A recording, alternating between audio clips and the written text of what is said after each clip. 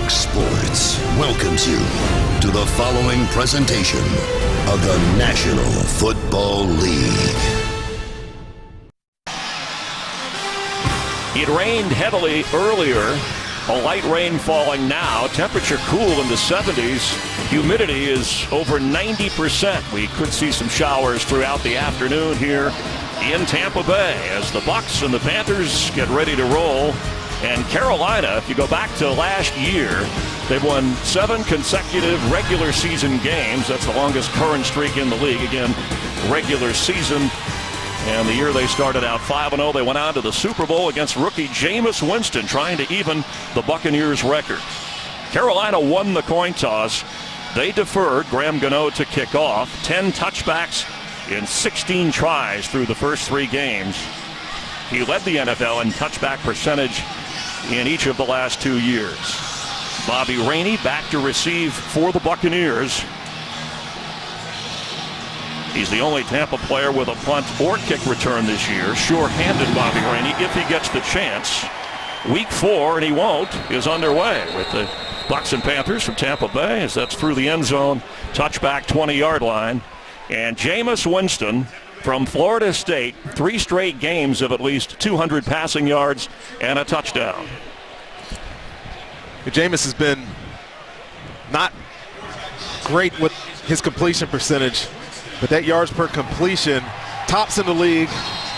He's not scared to make the tough throws, and we'll see a lot of that today, I think, Chris. Led the Bucs to a win over New Orleans at New Orleans. A loss at home to Houston last week and on the home against Tennessee to start the season as Doug Martin carries on first down for the Buccaneers. He and Charlie Sims will carry the workload on the ground. Vincent Jackson and Mike Evans, the receivers. Austin Seferian-Jenkins and Luke Stocker out at tight end with injury inactive, so Brandon Myers in that spot. Joe Hawley continues to play at center. Evan Smith inactive with an ankle injury on the Bucs O-line. Ready. Blue ready. Boys up. Ball is botched on the snap, and the Panthers were quick to get to it. Let's see the official signal, and they have it. Carolina with an early takeaway on the second snap of the game. Well, Lovie Smith told us Friday in meeting with him that his team has not gotten off to a fast start at all this year. Mistakes like this just don't help. The center quarterback exchange, most fundamental part of football, and they don't get it done. I know it's a new center, but this sets up Carolina, the early red zone opportunity. And a wet football. Star Latulele came up with the recovery. There's Joe Hawley, the backup center, who just joined this team from the Atlanta Falcons when they had the injury to Evan Smith a few weeks ago. And the rain has picked up. It's coming down a little bit harder as the Panthers take over at the 21 of Tampa Bay. See Cam stumbling, but handing to Jonathan Stewart, who's going to have a first down and goal inside the 10-yard line of the Buccaneers. Run defense was a problem last week with Tampa Bay at Houston.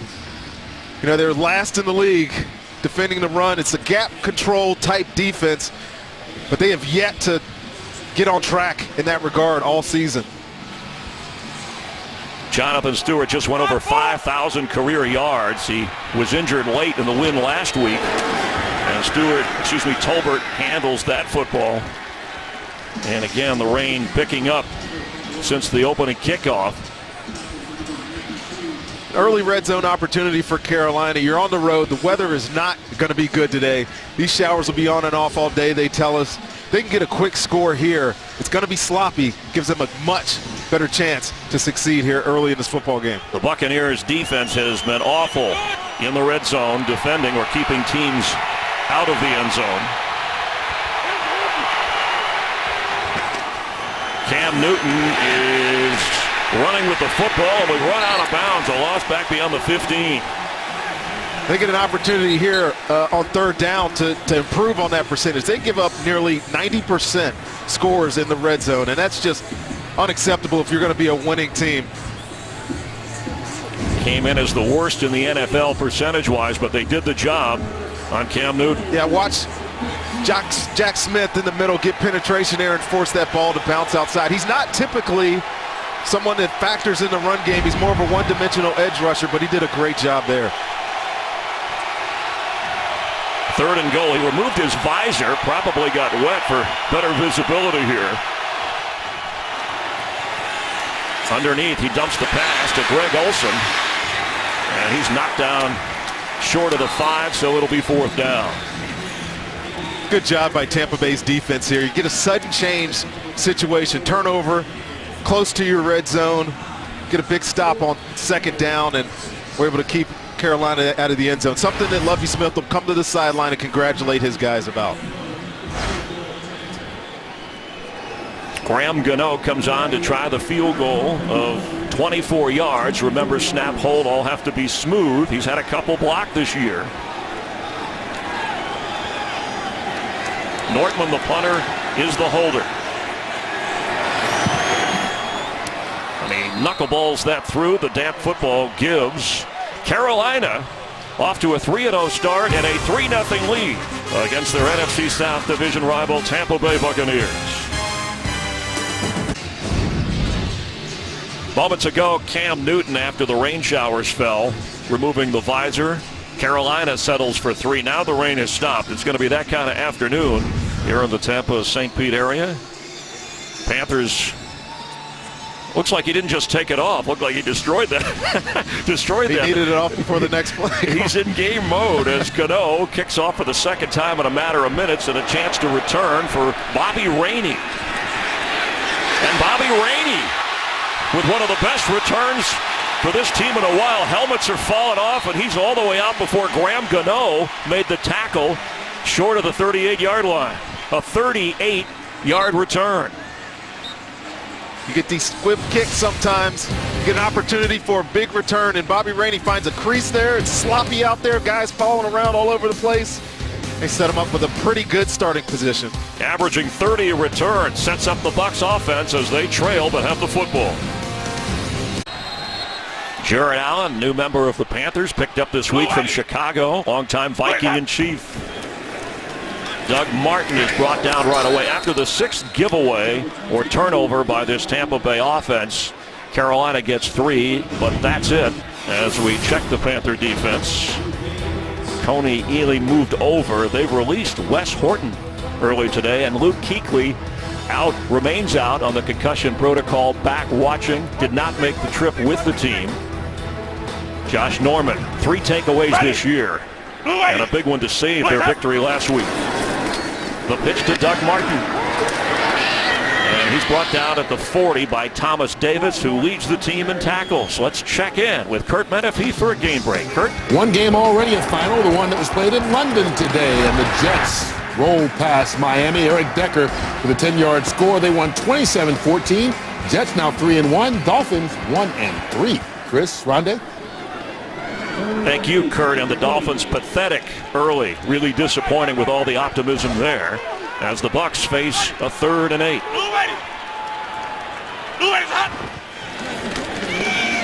Winston throws, and it's intercepted. It's Josh Norman. He's going to have his 2nd pick 6 of the season.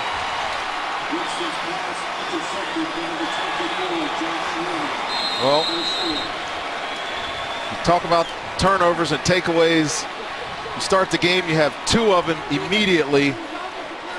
And this is just a bad decision by Jameis Winston. Josh Norman is sitting in the flat. I think he believed he was in 3 deep, and he couldn't have got an easier catch here for a touchdown. Now there is a flag down. It came late. Gene Steratore is our referee. The touchdown is good. Following the touchdown, we have unsportsmanlike conduct.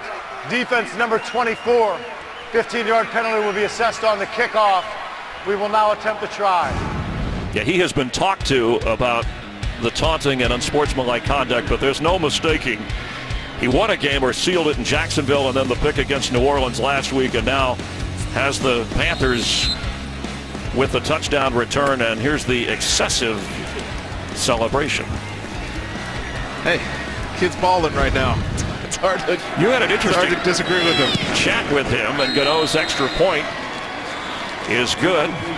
It's 10-0, and if we go back to the season opener against Jacksonville, These picks look almost similar. We did this game. He's sitting in the flat, mistake by the quarterback, eyes in the backfield, which he does as good as anybody in the league, and he's got 2 picks for touchdowns already. Chris Myers and Josh Norman, after the interception return for a touchdown, he says when you go onto the field, you have to have a dog mentality. You know what? He has a dog mentality, too, because of where he was drafted. I talked to him yesterday, and he talks about how he plays with his hands, his feet, especially his eyes. And the guy is greedy. I call him greedy. He's got greedy eyes in the backfield, but he does a great job taking the ball away. So they kick off from the 20 after the penalty. Bobby Rainey, who had a 38-yard return moments ago and set the Bucs up in excellent field position, is going to do it again near the same part of the field. Trey Boston on the special teams tackle. October means baseball. FS1, your home for postseason action with the American League Division and Championship Series. There'll be a lot of drama. Make yourself part of the history. It begins Thursday on FS1 and streaming live on Fox Sports Go. So the rookie Jameis Winston, 5 snaps in this game, 2 turnovers, a botched exchange between himself and the center Joe Howley, and then the pick 6. And the crowd quiet, damp, and I'm guessing annoyed. Ready. Blue whitey. Blue is out. Winston to throw, and right on target is Vincent Jackson. All the way inside the 40 of Carolina. They won't be annoyed with that. You know, I thought Josh Norman would spend his day tracking Mike Evans, but he's just staying on the left side of the field. He ends up on Vincent Jackson, who wasn't targeted enough last week, to be honest with you, Chris. He has some cushion there. He gets a nice delivery from his quarterback and pick up a much-needed first down. Only 2 catches last week. Mike Evans was targeted 15 times. This team suffered 9 drops last week in the loss to Houston. That's the Buccaneers official count after reviewing the film. Ready. Blue whitey. Blue is up. After a gain of 23, Winston with time and flags all over the place. One at the 30, one at the 40.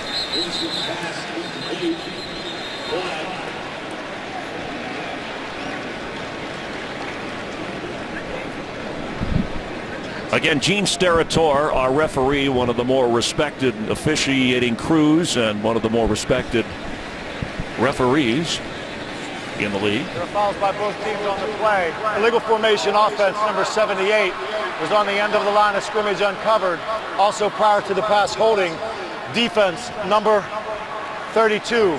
Those penalties offset. Replay first down. Correction, the number was 31 on the defensive hold. That clears that up, so it's 1st and 10. And before the game, Cam Newton was making sure to say hi to the referee. I'm sure he's saying to Gene Steratore, you're not too old to ref.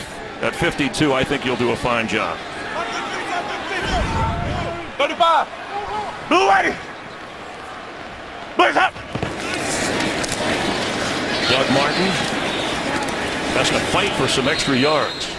I think it's important here, Chris, for this Tampa Bay offense to put some points on the board early. You start off, you struggle. You fumble the second snap of the game.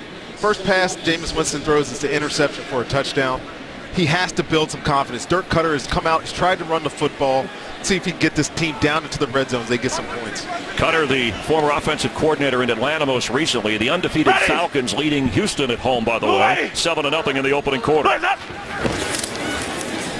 Doug Martin squirts through the hole and gets near the first down marker at the 30-yard line. Again, it's Thomas Davis on the tackle, who had that pectoral injury late in the game last weekend. It is good enough for a first down, and if they get the run game going, it makes all the difference in the world. There's a lot of problems on this Tampa Bay team that they're figuring out, but Doug Martin is not one of them.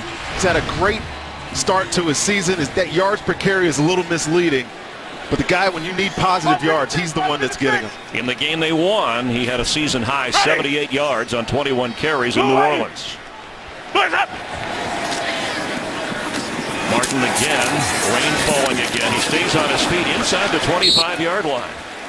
And again, this offensive line, we talked about Howie stepping in at center for Evan Smith. 2 rookies there. The second-round draft choices of Donovan Smith and Ali Marpet. You got the rookie right here. You got the rookie on the other side of the ball. But he gets some good blocking up front. And this offensive line has been maligned a little bit, Chris. They've taken some heat, but they did a great job in pass protection last week against a tough Houston front. They're getting off to a good start running the football here today.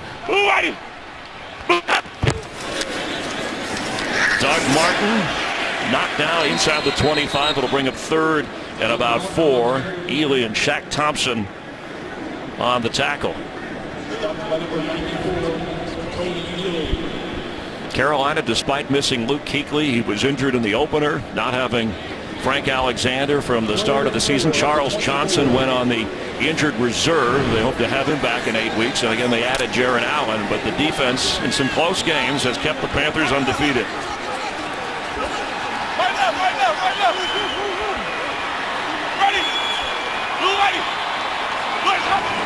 Need to get to the 20 for a first down.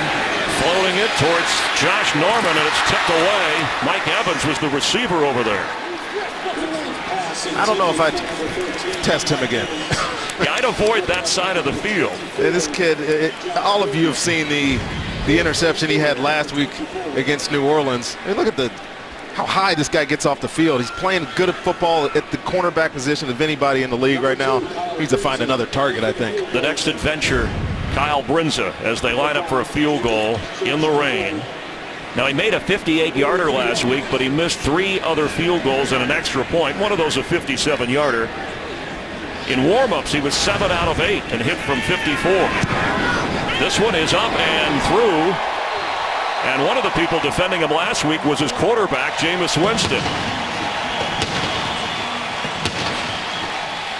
So the Bucs are on the board, trailing 10-3, but Josh Norman has been a one-man defense for Carolina so far. Here in Tampa Bay, the rain picking up once again. It's been off and on throughout the start of the day and this game. Bucs kicking off after settling for a field goal. Kyle Brinza. Fozzie Whitaker is deep in the end zone, waving everybody away. And coming out to the 20-yard line, Cam Newton and the Carolina offense. Let's head down to the field and Jennifer Hale.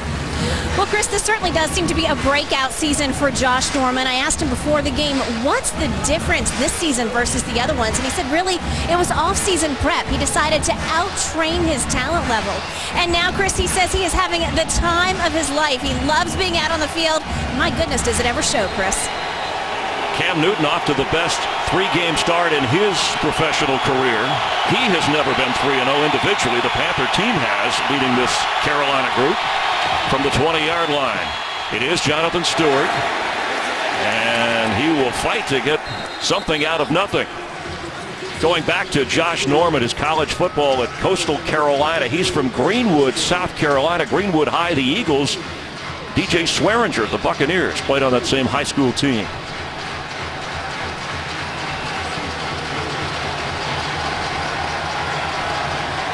Second down, 8.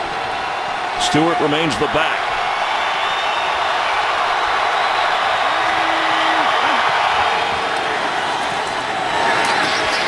It'll be third down. Let's check in on the Falcons with Houston with Kurt Menefee. Kurt? All right, the Falcons trying to stay atop the NFC South. Former Florida State product, who's the team leader, Jameis Winston. Devontae Freeman helping that out. 16-yard score at 7-0. Chris, Rondé, and Jan. All right, thank you, Kurt. The Giants also with a 3-0 lead on Buffalo. Washington leads the Eagles 3-0, and here it's 10-3 Carolina on 3rd and 5. We know his big matchup is Greg Olsen. Bradley McDougald is covered in man-to-man at the bottom of the screen. Cam Newton, here comes a flag. He's going to keep and fall down short of the first down. Quan Alexander, the LSU rookie 4th rounder, tracked him down.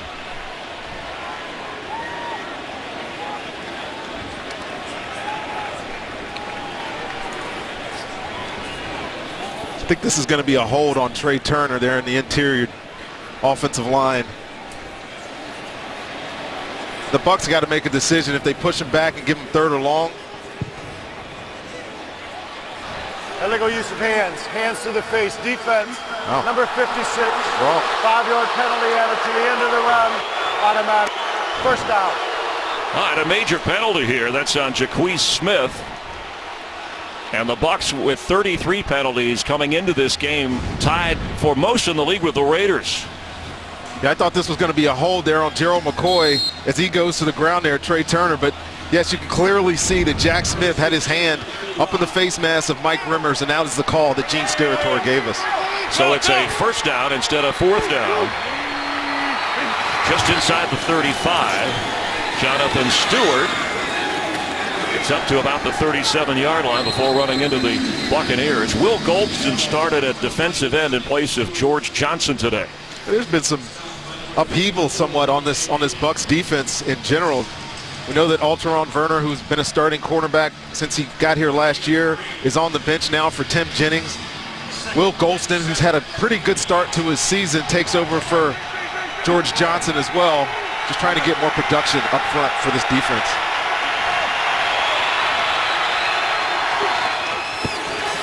Cam Newton to throw and floats one for Greg Olsen. He's got a first down. Inside the 43 of Tampa Bay, coming off a personal receiving yardage record and the win last week. We know this is going to be a matchup all day. The Bucs have been playing a lot of man coverage of late. Bradley McDougald, they believe he can do it, but you've seen Greg Olsen work this year. He relishes these situations, and Cam Newton knows that his big tight end can win most of those matchups. A gain of 19 and the impressive numbers against Tampa Bay as well. He has beaten up the Bucs regardless of who the quarterback has been. Got the timeout, and the Panthers call it. Timeout. Carolina.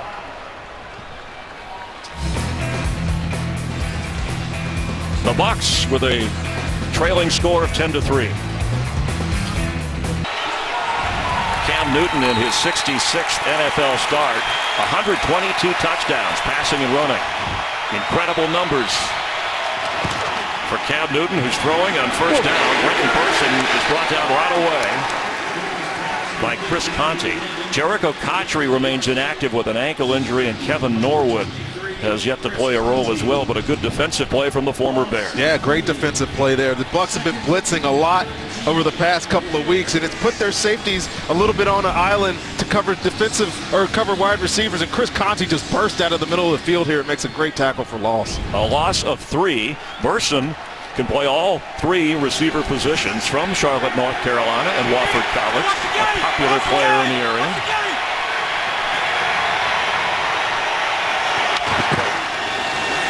Jonathan Stewart on a delayed handoff.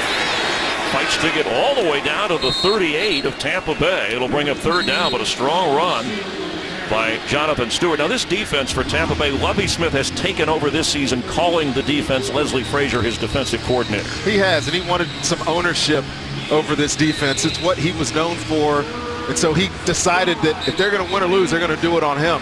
Well, it hasn't necessarily been the play calling that's hurt them. What's hurt them is the missed tackles. There was a bunch of missed tackles on that play to get a 7-yard gain and make this a third and manageable for the Carolina Panthers. They need 5. Mike Tolbert is in the backfield with Cam Newton. Everybody loaded to the left of Cam Reset the play as clock. they keep the football dry. And Gene Steratore wants the play clock reset, something Cam Newton, when he gets to every stadium, keeps a close eye on where that is. In motion is Philly Brown. Cam Newton from the pocket. His floating fit for Olsen, just off his fingertips, and it's going to be fourth down. Tim Jennings over there, part of the coverage, along with Mike Jenkins. Yeah, they get man-to-man coverage here. It's Bradley McDougald again, man-to-man against Greg Olsen. He just can't keep up with this guy. He has such subtleties at the top of his route to create space. Cam Newton takes his time to find him. This was an opportunity for a big play, just out through him. Ron Rivera passes up a 56-yard field goal attempt, or the idea of going for it. He's had a history of that, as Norman plays the field position game, and this one gets away into the end zone. So a win for the Bucs as they take over at the 20-yard line. Well, because of the injuries on the defensive line, that Carolina defense traded a 6th-round conditional pick for Jared Allen this week, a 5-time Pro Bowler, and leads all active players in quarterback sacks. Was in a different kind of defense in Chicago, but Ron Rivera said, hey, Charles Tillman told me about him, and he said he got a text from Brian Urlacher saying he's a good fit in the locker room. Well, he wasn't a fit in that scheme, and it's been much talked about how Chicago went to a 3-4 scheme with Vic Fangio. He's definitely a 4-down, put my hand in the ground player. He told us yesterday when we talked to him that he feels comfortable. Even though this is 3 days in the building, he feels comfortable to know that he can get in here and get after a quarterback, going back to his natural stance. Charles Sims in at running back, and he gets the carry. And he gets up across the 25-yard line. Had a touchdown catch last week. Let's get a game break. Check it again with Kurt Menefee. All right, another unbeaten team trying to keep it going, Cincinnati. Gilles Bernard helps that 13 yards on a touchdown run. Right now they're up 14-3 towards the end of the first quarter, trying to go to 4-0. Chris Rondé. And now Bobby Rainey comes in. Thank you, Kurt. 3 different running backs used so far, with Doug Martin carrying the load. 7 carries already. The pass over the head of Charles Sims. And that'll bring up 3rd down. He came in with 4 touchdown passes and 3 interceptions. Of course, suffered the pick to Josh Norman that was returned for a touchdown, completing just 52% of his passes this year. Set in the open, and he's shown some development, but it's the little things that he needs to do better, and he'll learn as he goes on in this year. He'll find a way to get better at all these little things, but finding completions has to be paramount. On 3rd and 4, Winston is going to do what he usually doesn't do and run for the first down, spinning around. He was trying to get out of bounds. He does have a touchdown run this year, but that's not his strength. Well, no one's ever going to confuse Jameis Winston with Cam Newton. But one thing that he has done fairly well this year is work in the pocket. He had a completion underneath here, but he's looking the other way, but he sees that the lane is there, and there's no reason for him to force anything. Takes a couple of steps up and gets the sure first down. After a gain of 7, Ready. Mike Evans in motion. Blitz up. Winston from the pocket gets out of it. There's no whistle, and now he gets rid of it, but did he get it far enough? As Mario Addison and Shaq Thompson were harassing him, they're hoping for, looks like they're arguing for an intentional grounding here, and the flag is down. I was surprised on the first wrap-up that it wasn't called a sack, but he got out of it. Well, he didn't get this ball back to the line of scrimmage, so it's going to be a spot foul. Intentional grounding. Offense, number 3, although the quarterback was out of the pocket, the pass did not get back to the original line of scrimmage. It's a loss of down on the spot foul. 2nd down. He had time here after Gosder Cherilus helps him up. You just got to be able to get this ball to Vincent Jackson down the middle of the field. Watch how wide open Vincent Jackson is. Kurt Coleman is out of position, rallying to that. That would have been a huge play, maybe even a touchdown for this offense. On 2nd and 23, Charles Sims with some tough yards up across the 27. It'll bring up 3rd down. They need to get all the way up to the 43-yard line to get a first down. Gain of 7. 3rd and 16 at the 27. This offense continues to shoot itself in the foot. You know, you watch film, they're always off schedule on 3rd down. Sitting now at 3rd and 16. I mean, rookie quarterback, you don't want to continue to put him in these situations. Hey, Mike Day. Sunday. Where we go? On 3rd and 16, the screen to Charles Sims. He'll be well short. It'll be 4th down. Trey Boston coming up to make the tackle as the opening quarter is winding down. Jameis Winston, who called last week promising, even though it was a loss to Houston. And Lovie Smith said, we're improving, even though the record may not show it. In fact, Lovie Smith said, this game, this is big. There's a lot at stake, even for this early in the season. And the end of the first quarter has Lovie Smith's team behind as the undefeated Panthers lead the 1-2 Bucs by the score of 10-3 here in Tampa Bay.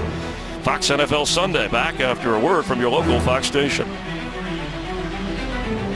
Grande Barber, Chris Myers, and we're glad you're watching the NFL on Fox. Game 4 here in Tampa Bay, and Jacob Shum ready to punt. Ted Ginn Jr. averaging 13 yards a return back for Carolina. Waving for the fair catch, and it bounces out of bounds. Well, it's a 10-3 score, but in that opening quarter, Tampa Bay with already 2 turnovers, 2 giveaways. Josh Norman once again terrific. So if you're the Buccaneers fighting to go to 2-0 in your division against the leader, this is the kind of game, Ronnie, that Carolina has played close, but it has victory for them written all over it. They haven't blown anybody out of the water all year, but they have been sound. They've been smart with the football. I mean, Cam's 2 interceptions this year have not been his fault. They've just stayed close. The defense refuses to give up points. They're doing that again today. It's hard to find a way to beat Carolina at this juncture, especially if you're Tampa Bay and you're giving the ball away. The off and on rain continues.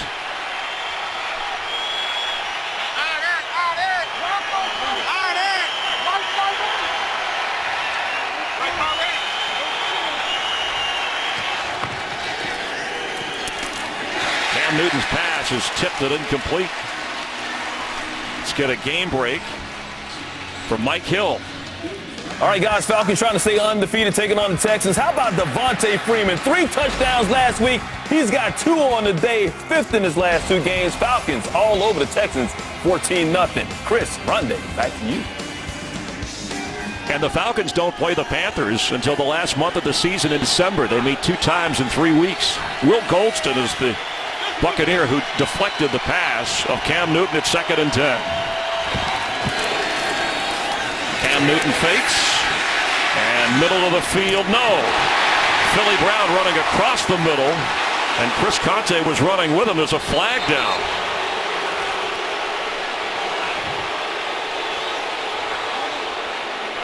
They're going to call illegal contact here, and to be honest with you, I don't see how they call this. He got there on time with the football,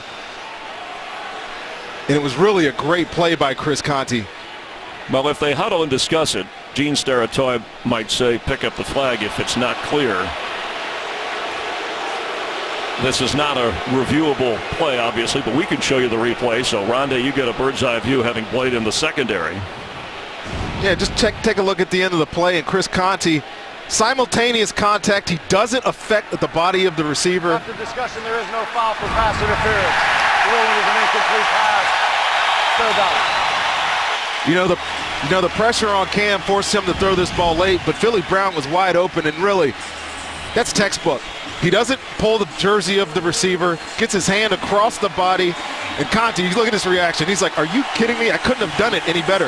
My coach told me that's how you do it." And then he looking at the flag, but they correctly picked up that penalty.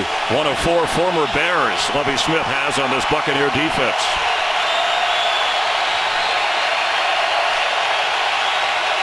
On 3rd down and 10, pressure coming.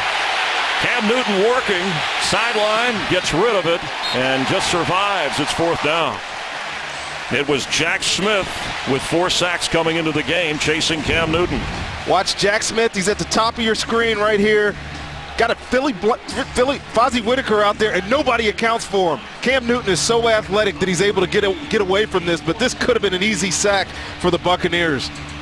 Cam Newton is a special player, man. I mean, he was hardly looking at him and avoided him. He's been doing that all year long, man. Brad Nortman standing at his 10-yard line. Bobby Rainey to receive the punt, and it's a good one. Driving Rainey toward the sideline, and he's shoved out of bounds right away. A well-timed Colin Jones push out from the punt by Nortman. Carolina with a 10-3 lead. It's fall-like weather for Florida. The breeze kicking up, the rain off and on, and for the 2 turnovers by Tampa Bay, fortunate to be only down by 7 points as they take over at their own 19-yard line. Jaworski Lane splits out as a receiver. bottom of your screen. Sunday. Let's go. Jameis Winston to throw, and it's intercepted. Floated into the hands of Kurt Coleman. It looked like it was tipped, though, but it left the line of scrimmage. There's a flag down as well. Again, it came after the interception. Well, this is going to be a post-play penalty. The interception will stand, and then ball was definitely tipped at the line of scrimmage. I believe it was K'Wan Short, 99 in the middle of your screen, and tips and overthrows. You talk about them all the time if you're on defense. The ruling on the field was interception after the player was ruled down by contact. Personal foul late hit, intercepting team, number 54. 15-yard penalty from the end of the run. First down, Carolina. K'Wan Short will be on the left side of your screen, and ball floating up. Tips and overthrows. If you're in the secondary, you love these. You hardly have to work for them. It's the third takeaway by this Carolina defense to start this football game. And the second unsportsmanlike conduct penalty. You know, Ron Rivera for the Panthers in this game said we have to cut back on the penalties. They're ranked in the middle of the pack across the NFL. The league average 23. We said that the Buccaneers have been the most penalized team along with the Raiders coming in.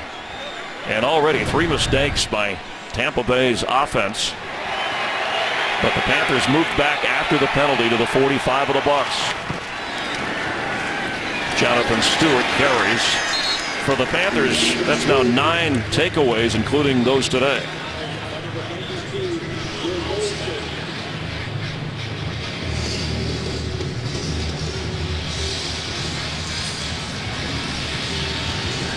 Carolina offense hasn't done a whole lot. The only touchdown, the Josh Norman interception return for a touchdown.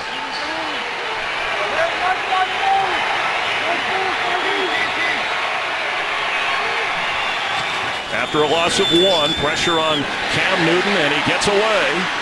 Chris Conte was blitzing in, the catch made. And falling at the 35 is Ed Dixon, the backup to Greg Olsen.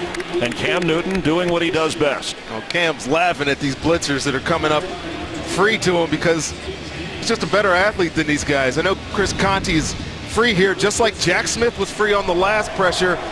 Just a little sidestep. And this is where Cam has developed as a passer. He's not always looking to run with the football. His eyes are downfield, and he finds Dixon coming open late for a big gain there on first down. After a gain of 12, it's a first down at the 35. Newton's pass for Ted Ginn, and he couldn't hold on. It was delivered right there.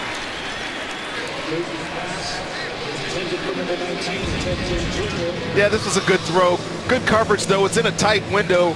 Ted Ginn gets his hands on it, and he's had his troubles early in the year catching the football, but he's also contributed some big plays. Saw a couple of them last week against New Orleans. You know, his 18.8 yards per reception lead this football team. He had 93 receiving yards last week, the most he had since 2009 in a game. Fozzie Whitaker in at running back.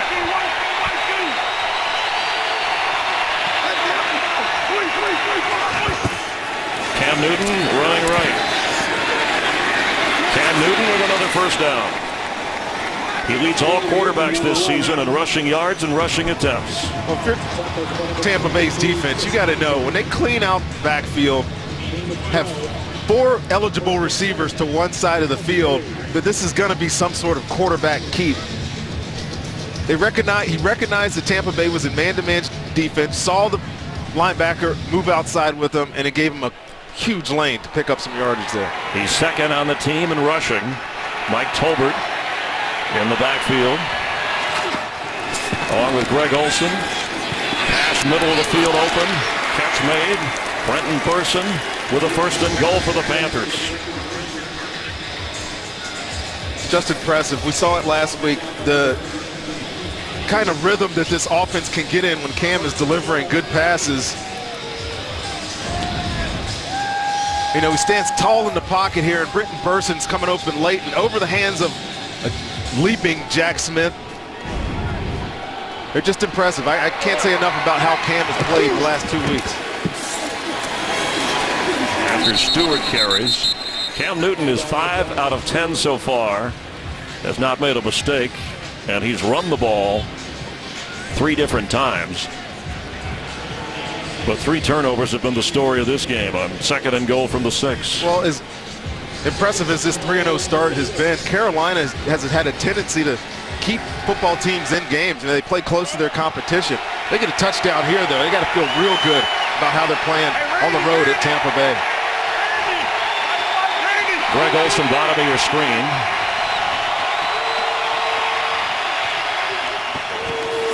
Cam Newton for Greg Olsen and overthrows it. The coverage was very good over there by Bradley McDougald.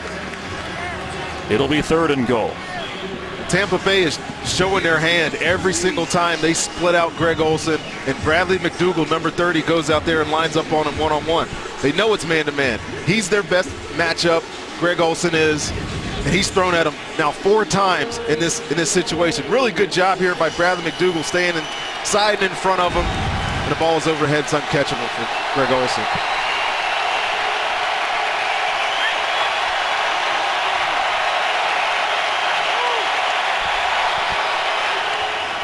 Cam Newton, end zone, catch made, touchdown, Ted Ginn.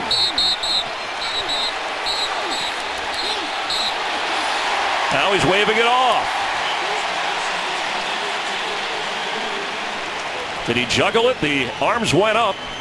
Well, he did not juggle it, and he should challenge this because this is a touchdown. The field is an incomplete pass. The second foot landed out of bounds. There's a ruling on the field. Left foot inbounds, right foot dragging there on the goal line. It's a clean catch. This is going to be a touchdown, Chris. There's the official ruling it a touchdown, but then they reversed it on the field to incomplete. So now we need a challenge flag coming from Ron Rivera, and he threw it. And I give it to this official. This back judge probably didn't see that right foot dragging of Ted Carolina Ginn. is challenging the ruling on the field of an incomplete pass. Timeout.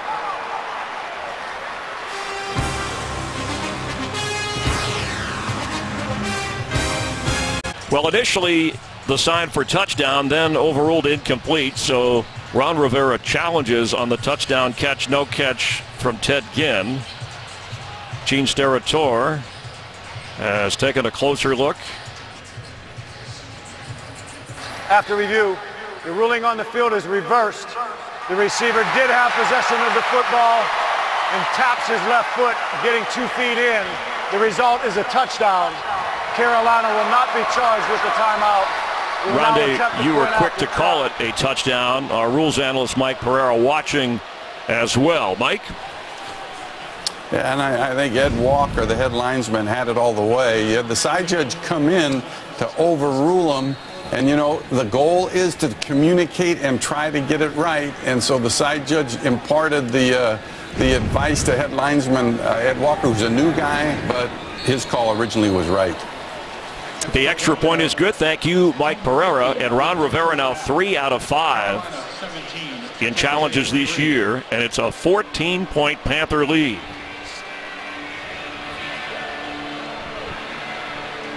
Tomorrow, there's a showdown brewing, and it has Gotham on edge. If you think you know what's happening next, think again. The new season is here. Gotham Rise of the Villains. Catch an all-new episode tomorrow night, right here on Fox. Well, a major moment there for that 3rd down call, because if the Bucs keep them out of the end zone, it's a different kind of game, given the ineptness so far of this Tampa Bay offense. I think you say it right. I mean, 3 turnovers, just general sloppy play on the offensive side of ball for Tampa Bay, and Carolina hasn't had to do much to get these 17 points. Josh Norman scored a touchdown early in the game on an interception. We've seen a fumbled snap from the Tampa Bay Buccaneers that led to a field goal, and the interception on this last possession leads to another 7 points for Carolina. All 17 points for the Panthers coming off turnovers. And there's a reason Carolina's 3-0 and the Bucs are 1-2. Now the sun is out and the rain has stopped. It's a little humid down there on the field. That's what you expect as Rainey says get away. Fair catch down it in the end zone. So back on offense from the 20-yard line. Special day here in Tampa at halftime. A teammate of yours, Rondé, former Buccaneer great Mike Alstott, put into the Tampa Bay Buccaneer Ring of Honor. Yeah, an outstanding football player. Harken back to the old days watching this film here of Mike Alstott. We had some great players on this football team, but He was the catalyst, the one catalyst that we had on offense. It'll be special at halftime to watch him get his name risen up there with amongst all his greats. And they're ready to unveil Mike Allstott's name. A lot of his former teammates are here in attendance and will be part of the ceremony. Ready. Meanwhile, back to today's Bucs. Blaze up. Doug Martin. Some extra effort there, gets him out across the 27-yard line. Well, if you're Tampa Bay, there's no reason to chase this football game now. It's still 10 and a half minutes left in the second quarter. It's slow moving because of all these turnovers and incompletions and whatnot. But you're only down 14 points. Get something positive here working with your rookie quarterback. They're at the line, tempo, see if they can get something going. Mike Evans, 17 targets last week, hadn't caught a ball yet. And it'll be third down as Martin is shoved backwards. Coney Ely did the work. Mentioned Jared Allen on this defense. Rondé, after 5 sacks in week 1, Carolina's had just 1 sack in their last 2 games. They haven't been very productive. They have been stopping the run, though. Coney Ely, you cannot run the football at him. He hasn't affected the pocket in terms of quarterback pressures, but when you try to run directly at him, the guy has been a monster so far this year. After a loss of 2, it's third down and 5. Hey, Mike 56. No, Mike 58, Mike 58. Sunday. Where we go? Jameis Winston to Vincent Jackson. Showing some good hands, even though the coverage was excellent by Josh Norman. It's a first down. And I think we're identifying who Carolina is deeming the biggest threat here on the Buccaneers offense. Josh Norman, the clear #1 corner on this football team, has been around Vincent Jackson the entire day. We'll have to keep an eye on this matchup. Where we go? Doug Martin straight ahead. Talk about needing an important running game, but it's a little bit predictable here. A lot of these first down runs with Doug Martin, and they're just not getting enough yardage to take the heat off the rookie quarterback. We always talk about needing to stay on schedule in your offense. You know, you go back to that Houston game, and they were 2 of 12 on third down. It was because they couldn't get anything positive on first and second down. It's such a simple formula to talk about up here, but when the offensive line isn't getting good pressure or push up front, they struggle. 10 carries, only 26 yards. This pass is hauled in by Louis Murphy at the 42-yard line. Well, we know this kid has great arm talent, and this is an outstanding throw and catch here. Tight coverage on Louis Murphy, and he puts it in the only spot that he can catch this. And they're just a yard short of the first down. Murphy, a local guy from Lakewood High in St. Pete, and a Florida Gator. Big win for the Gators yesterday. Doug Martin fights, and it's going to be close on 3rd and a yard. Looks like, well, we'll see where they spot it. Remember that line, it's not official, but we are told that the officials do use the line sometimes as a reference point, and that shows he got the first down. Yeah, good little second effort there by Doug Martin after the initial contact to get a first down and keep this drive going. Got to feel positive if you're Tampa Bay right now. Jameis Winston's made a couple of nice throws. The running game is not really establishing itself. See if they continue with it here. Here's a throw attempt on first down and a little dump to Doug Martin, who gets a block, does some dancing, is tracked down around the 46 of Carolina. Carolina decided to bring pressure here. And watch this little pirouette that Doug Martin gives Colin Cole, the blitzer here. See him at the top of your screen right here, sorry. And just slip him, let the blitz come in, throw the screen right behind him, and a nice pickup on first down. Mike 56, Mike 56. Charles Sims now in at running back, and he gets the carry, and maybe to the 45. A.J. Klein on the tackle. Let's get another game break and update with Mike Hill. Mike? All right, guys, Falcons trying to keep pace with the Panthers in the NFC South, taking on the Texans. Arian Foster's back, just a little bit rusty. Fumbles, Desmond Trufant scoops and scores, 24 yards. All Falcons, 21-0 in the second. All right, thank you, Mike. And undefeated with the Redskins in town next week. Pass is caught by Vincent Jackson. Inside the 25 of Carolina. I said Colin Cole earlier. I meant Colin Jones. He's playing in nickel defense here for Carolina today, but Vincent Jackson is having himself a big day. Only 2 catches last week, but Jameis Winston, look at the eyes there. Looking off the defense, knowing he's coming back to his big veteran wide receiver, and just a sharp throw behind Shaq Thompson, who takes that underneath coverage, opens up a big hole for a completion. This one to Lewis Murphy. The block is missed, but he gets around and run out of bounds after that 20-yard pickup. Jameis Winston to Vincent Jackson. And you did mention Colin Jones. He is active on the field, and Colin Cole was released by the team earlier this week. I got caught up reading press releases earlier. It's a lot of Collins. Collins. How many Collins are in this league? Don't forget Colin Cowherd on the NFL pregame show. Charles Sims carries.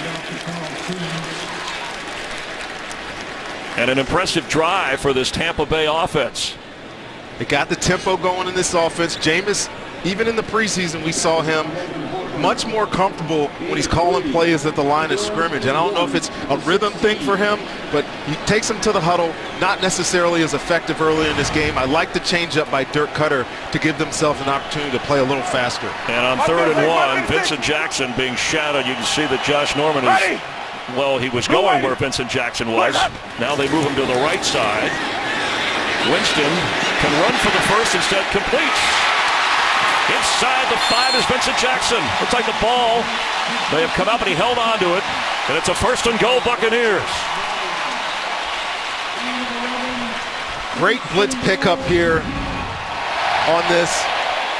Watch this guy get upended right here by Doug Martin. It gives Jameis Winston time, patience to find his open receiver, Vincent Jackson, get it set up inside the 5-yard line. Ready! Blue ready! Boys up!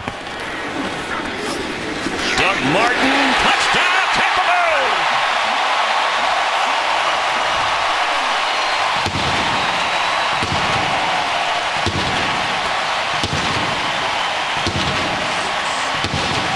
Love the energy that this offense showed on that drive. They were stagnant, would be a bad word to describe what it was before, but this one had tempo, it had pace, had completions, had commitment to the running game, and then you get it in the red zone and good teams run it down here, turn around, hand it to Doug Martin, quick feet and running through tackles, and they cut this lead to 7 points here. Kyle Brinza, the rookie from Notre Dame, acquired from the Lions in the preseason. Missed an extra point last week, left some points out there. And this will cut it to 7. An impressive drive by Jameis Winston. Doug Martin finishing it off, 80 yards, and it's now a 7-point Panther lead. The NFL and the American Cancer Society encourage everyone to join the fight against breast cancer. You can learn more about a crucial catch day on October 13th at NFL.com/pink. And you'll see a lot of pink players wearing it throughout the month of October, as Fozzie Whitaker is back to receive the kick of Kyle Brinza, who has a field goal and an extra point. And it's now a 10-7 game. Jameis Winston, 6 out of 6 on that drive. And it's a 17-10, 17-10 Carolina lead over the Bucs. And again, Winston sharp and Vincent Jackson with 3 catches in that drive for 39 yards. The offense of Tampa Bay has come to life here. It'll be a touchback, waving everybody away. 20-yard line. Here comes Cam Newton on offense.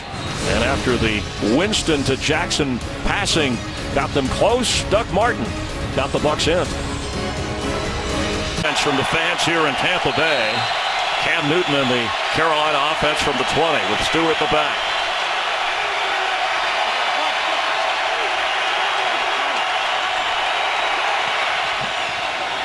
Stewart gets the carry, and you can almost, it's tough running there as he pushes the defense beyond the 25. And you said at the start of the broadcast, as Lovie Smith told you, his A players have to play like A players. Well, this is the point in the game, too. If you're Tampa Bay's defense, you've just gotten a score on offense. You need Levante David. You need Gerald McCoy, 2 guys that we haven't mentioned yet in the broadcast, to come up with a big play and get this football back for your offense so that they can get the momentum that they created on that last drive and continue it and see if they can get this game back to where it's closer. That was a 7-yard push for Stewart as he shoved some of the Buccaneer defenders backward. Cam Newton keeps and gets the first down up to the 35-yard line. Gerald McCoy is playing with a shoulder injury, so we know he's not 100%. He's not using it as an excuse. If you're going to play, you're going to play. But in reality, and he has, since he's been active here in the league since 2012, he has the most sacks of any defensive tackle in the game. But again, his presence somewhat hampered by the shoulder injury. Andrew Norwell, Trey Turner, guys that he's lining up today have had pretty good seasons thus far.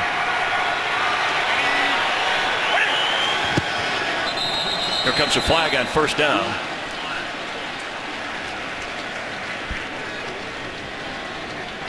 False start. Offense number 74. 5-yard penalty. First down. That call on Mike Remmers, who, as you said, with Trey Turner on that right side, playing so well for Ron Rivera's team. The offensive line, a true upgrade over last year. Anchored by Matt Khalil there in the middle. It's a good football player. This guy right here helps Cam Newton with the calls. Never ever see him get beat.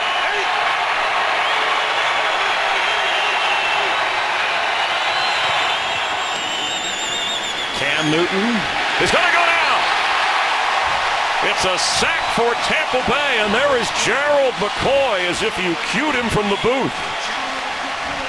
I don't got to do much cueing for Gerald McCoy. He is the most dominant 3 technique in football. You see him right there in the middle of your screen, working on Andrew Norwell and Khalil, and gets a little bump off the guard in the center, little game inside.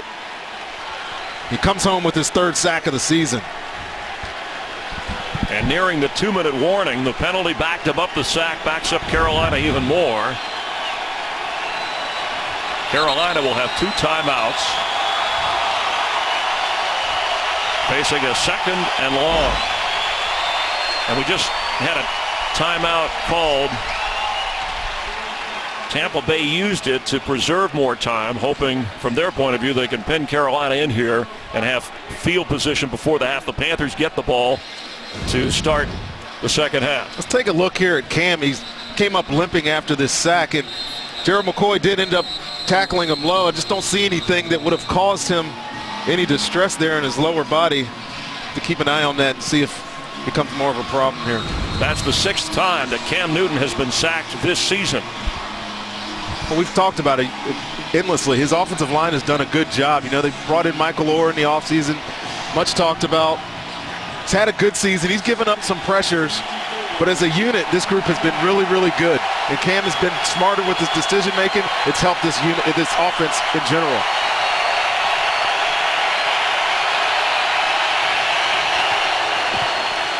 On 2nd and 24, bounces the pass incomplete towards Greg Olsen. Looked like Cam Newton was feeling the pressure once again. And we have reached the 2-minute warning. Panthers and Bucs each with 2 timeouts. Carolina will be facing a 3rd down and 24, but the Panthers do have the lead by 7 here in Tampa Bay.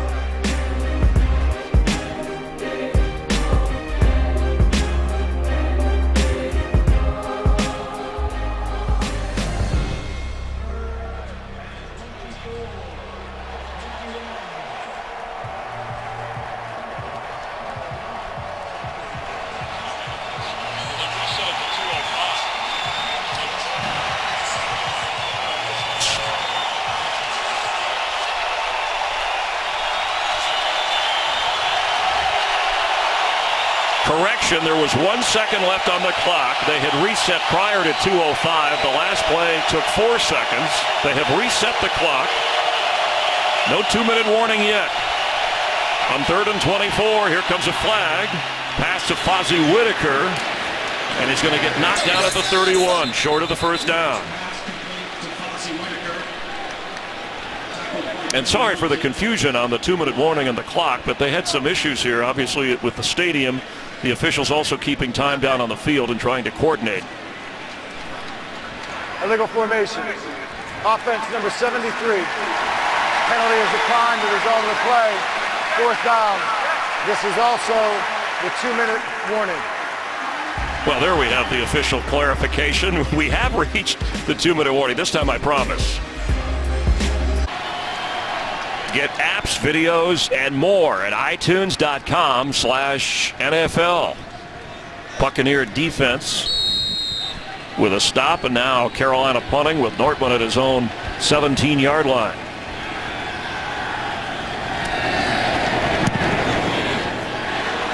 Bobby Rainey on the fly and has some room and gets out of bounds up at the 45 of Tampa Bay. Bucs with 2 timeouts. Let's check in with Kurt Menefee in Los Angeles, see what's up on the Visa halftime report. Coming up on the Visa halftime, the Dolphins have a tough time across the pond in London. The Falcons try to stay perfect against the Texans, and the Raiders go for 3 in a row. Highlights and more coming up on the halftime show, which will be ad-libbed, unlike this promo. Yes, we always love that teleprompter when we're in the studio, but you couldn't script for Josh Norman a better start to his season. Already a second pick six, but now Winston on the move. Driving the team 80 yards the last time with a Doug Martin touchdown. Time, he gets rid of it. Charles Sims has a first down. And he's down to the 43 of Carolina, hustling to get back as the clock runs. Jared Allen, we haven't called his name much. Well, he was in coverage on that play. I was expecting that matchup there, Jared Allen versus Donovan Smith, but he was a primary linebacker on that zone dog there. After a gain of 13. Sims carries.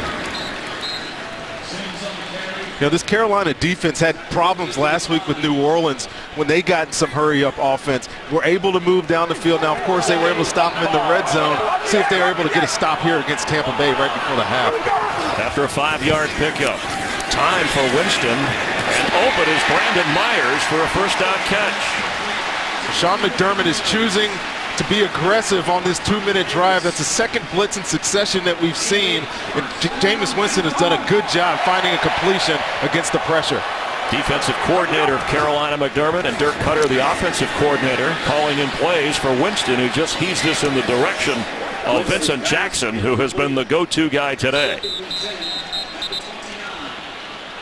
Mike Evans, and the Bucs said all week, including Dirk Cutter, we got to work the ball around. Mike Evans had the 17 targets, also had quite a few drops. Some of those on 3rd down last week, has not yet caught a pass. Vincent Jackson has 4 receptions. And Winston is 10 out of 16, over 100 yards. And he suffered a couple of picks and lost the fumble on the exchange from the center. And there is Evans, the outstanding second-year receiver. Sunday, where we go? Time again, and juggled incomplete. It was right on target to Vincent Jackson. And this is a outstanding play. Again, we can't say this guy's name enough. Josh Norman is beat initially on this comeback route by Vincent Jackson, but he's such a long player. Just listed about 6 foot tall, but watch how he comes back and gets his hand involved in this. It causes that incompletion by Vincent Jackson. Should have been a catch, but contested by Josh Norman caused the incompletion. So now it's 3rd down, and we have a timeout, Tampa Bay. They will have 1 remaining. Another drop, this one by the veteran Vincent Jackson, has put Jameis Winston in a tough spot now on 3rd down and 10. If the Bucs don't get the first, you're looking at a 47-yard field goal try. Jared Allen hoping to close in on the rookie quarterback. 1 timeout remaining for the Bucs.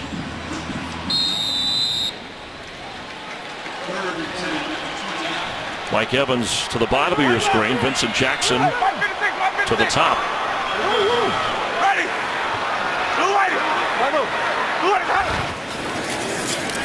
Jameis Winston on the move. Underthrown and almost intercepted. It's 4th down, and there's a flag down. They're going to get another shot at this. I believe this is going to be holding on Charles Tillman against Mike Evans down at the bottom of the screen here. Prior to the pass, holding, defense, number 56. 5-yard penalty, automatic, first down. Well, the number they hollered out was that of A.J. Klein. 23 seconds and 1 timeout. It gives them a first down and improves their field position should they have to try and settle for 3. Just right there on the hash, and watch Charles Sims come out of the backfield here and just, and I don't know that I would have called that a hold. He's in the line of scrimmage. I think you have that freedom. But it gives the Bucs a first down here, and 3 downs to try to get into the end zone or better field position for the field goal. Charles Sims splits out as a receiver, and Winston throws. It's caught and then dropped.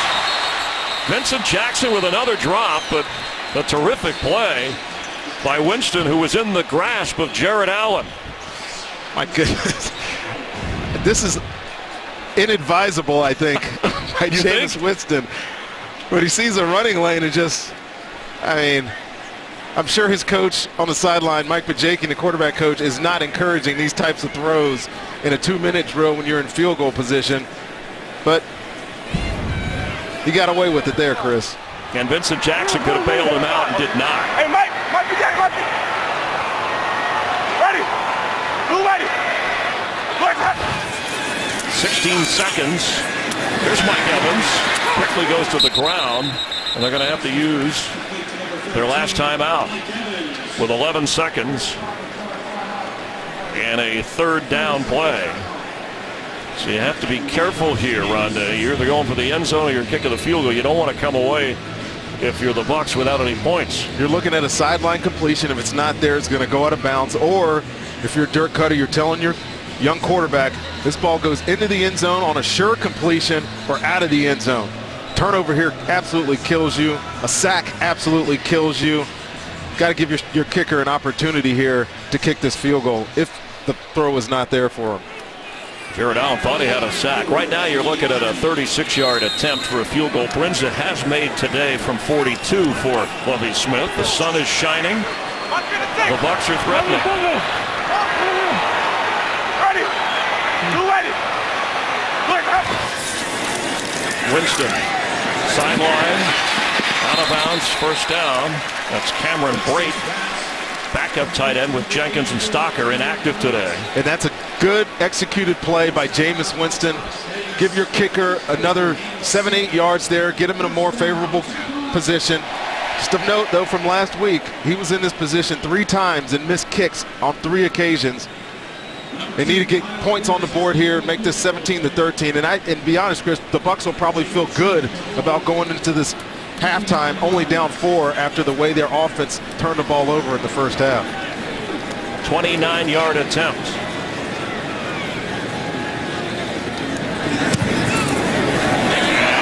And he missed it. You can hear the boos, and Lovie Smith can defend his kicker only so long. His kicker told the team last week, hey, it's on me, nothing technical. It won't happen again. Well, this is a makeable kick, an important kick. And he missed it. Well, Kyle Brinza is a guy that always tries to hook his kicks. And last week, it was the exact same thing. All 3 of his misses started right, stayed right, and didn't turn back into the field goal. And Lovie Smith is, I mean, I know he doesn't get upset very often. He's very mild-mannered. I can't imagine him keeping his cool when he goes into the locker room after that miss. Many of us saw on Thursday night Mike Tomlin of the Steelers, what he went through with a kicker who couldn't deliver. Still, with 3 turnovers, the Bucs stay within 7 of the undefeated Panthers. Carolina gets the ball to start the second half. Let's head to Los Angeles for the Visa Halftime Report. The Buccaneers ready to kick off to Carolina to start the second half. Carolina deferred to open the game. Today's excitement brought to you by Nissan. Mike Alstott put into the Buccaneer Ring of Honor with some of the greats. But Josh Norman stealing the show in the first half with an interception return for a touchdown. Doug Martin answering for Tampa Bay. That's today's excitement brought to you by Nissan. Along with producer Mike Burks and our director Michael Frank from the booth up here. Rondé Barber, Chris Myers, Jen Hale. We'll hear from her in just a moment. It's starting to rain again, and the Buccaneers 3 turnovers in the first quarter by the offense, yet they're within 7. What do they have to do now as Cam Newton and the offense take the ball to start the second half? Well, we talk about it often with the Lovie Smith coach defense. Takeaways determine the outcomes of football games. They like to get 3. Ironically, Carolina already has 3 in this football game, and to us it feels like it should be more in favor of the Panthers right now. But the Bucs have hung in there. They need to get some stops on defense. Obviously, this offense of Carolina has been patient. They haven't taken any shots down the field yet. The Bucs are going to have to defend when Cam Newton tries to get the ball deep to Ted Ginn sometime in this second half. And you said it at the start of the broadcast, the 3-0 record, Cam Newton, whatever he's had to do for the team so far, he has.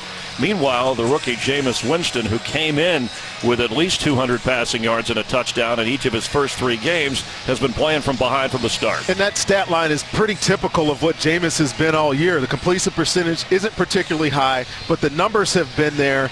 But this guy right here, Josh Norman, had a great start to this game with the interception for a TD. He's been shadowing Vincent Jackson all day. He's done a fairly decent job at it. He's a playmaker. We'll see a lot more of him in the second half. And again, the rain that's been off and on picking up here from the 20-yard line. Here comes Cam Newton and the offense, and we saw inducted into the Buccaneers Ring of Honor, the A-Train, a fan favorite, his 11-year career with the Buccaneers, part of that Super Bowl team, Rondé, that you shared, and the embrace touching his comments. Very grateful, a man of few words, but came up big when he had to. He doesn't like to talk a lot, but I love that man more than anybody I play with. Maybe John Lynch, one of my colleagues in Fox now, but Mike Allstott was the quintessential Buccaneer. He defined what our great teams were all about, the way he played.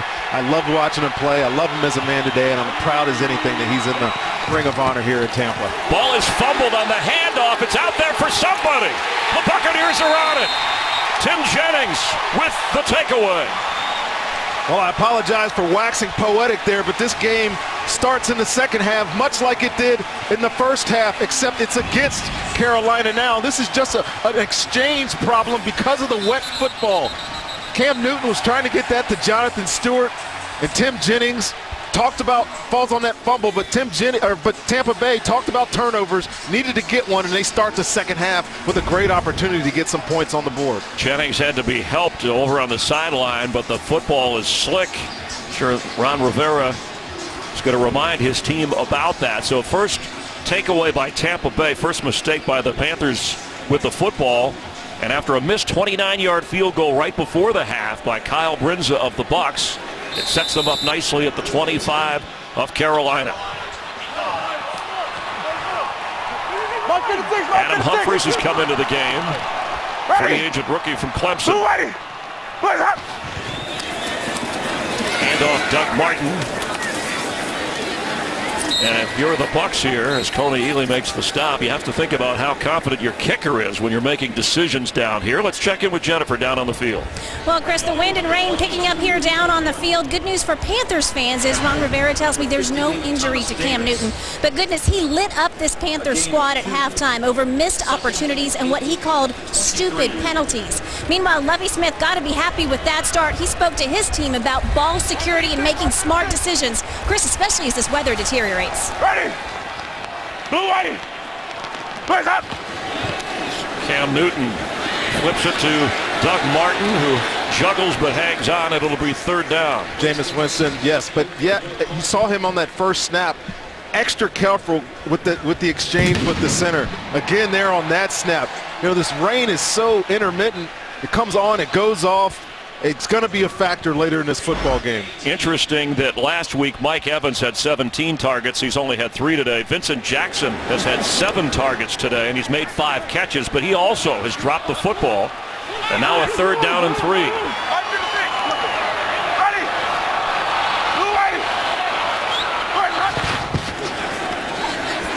Winston to throw. He holds on too long and goes down. Ryan Dallaire, who was just picked up from the Redskins, signed off their practice squad, comes up with the sack for Carolina. Watch this out and up by Vincent Jackson. If Jameis Winston lets this ball go on time, it is a touchdown for the Buccaneers.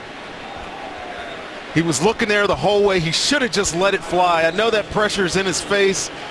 That would have been a big play for Tampa Bay after that turnover. The adventures of Kyle Brinza a 43-yard try. Similar to last week when he made a 58-yarder and then missed a couple of easy ones. He missed from 29 right before the half. This from 43, the slick football. Jacob Shum, the holder. And he missed again. Not good. I don't know what to say about Kyle Brindza. I know they put a lot of faith in him. Beat out some kickers in the preseason, but 0 for 2 on the day. And Lovie Smith has got to make some decisions going forward. Another miss for rookie Kyle Brindza, who is 6 out of 12 in his career. Now 500 might help if you're playing for the Rays, but as an NFL kicker, that's not going to cut it.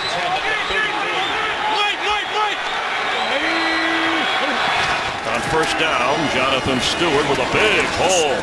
Ball comes out again, but the Panthers have it. It's Ed Dixon. He grabbed it in the air, and it's going to be a Panther touchdown. How about that? What a play for Carolina. From good to bad to touchdown. I'm not even sure how you analyze this type of play. Jonathan Stewart doing what he always does. Runs hard, runs through tackles.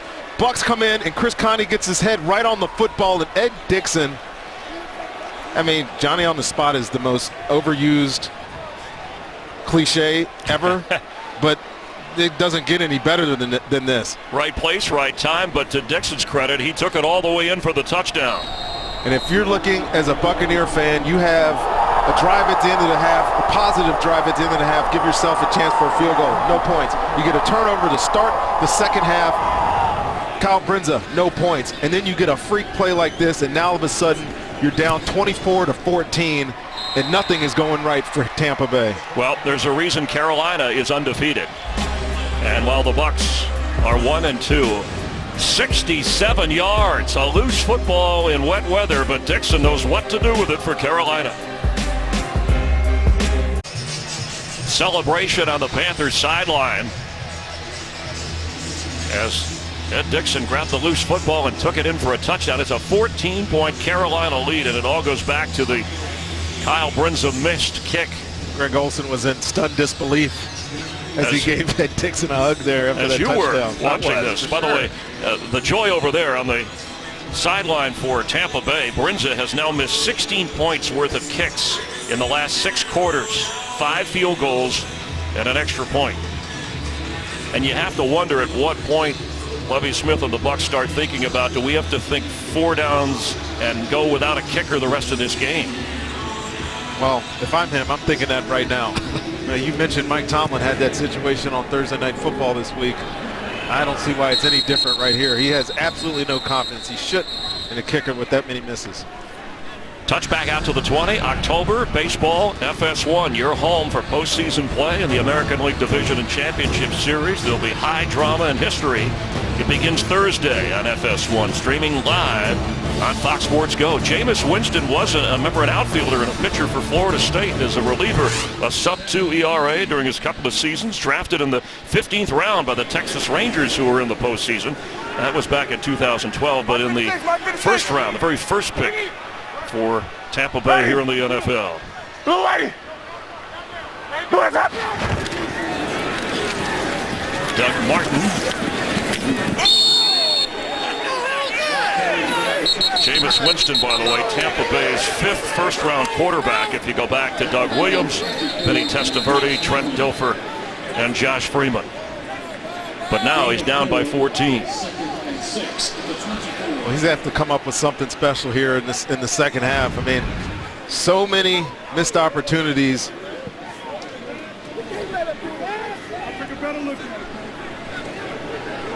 Well, they thought there might be a late hit in there. It didn't look that way as Doug Martin carries and brings up 3rd down. I think what they're arguing about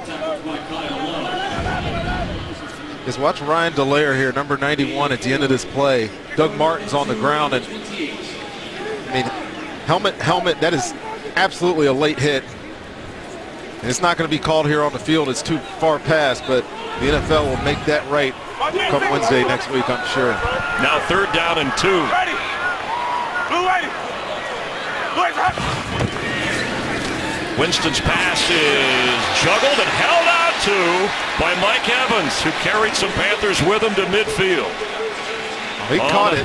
Wet football. He caught it, but this was not the surest of catches here by Mike Evans. And he's got huge hands, enormous hands, but he makes the mistake of letting that football get to his body. And I'm sure because it's a wet football, he was trying to secure the catch, but those pads act as trampoline, and he almost dropped it. Well, he admitted it last week. Said, that was on me, those drops. I could have had a career day. Instead, I don't know what I had. And those drops, a lot of them on third down, hurt Tampa Bay. But he held on there, and now second down as they try and run the football in Carolina territory.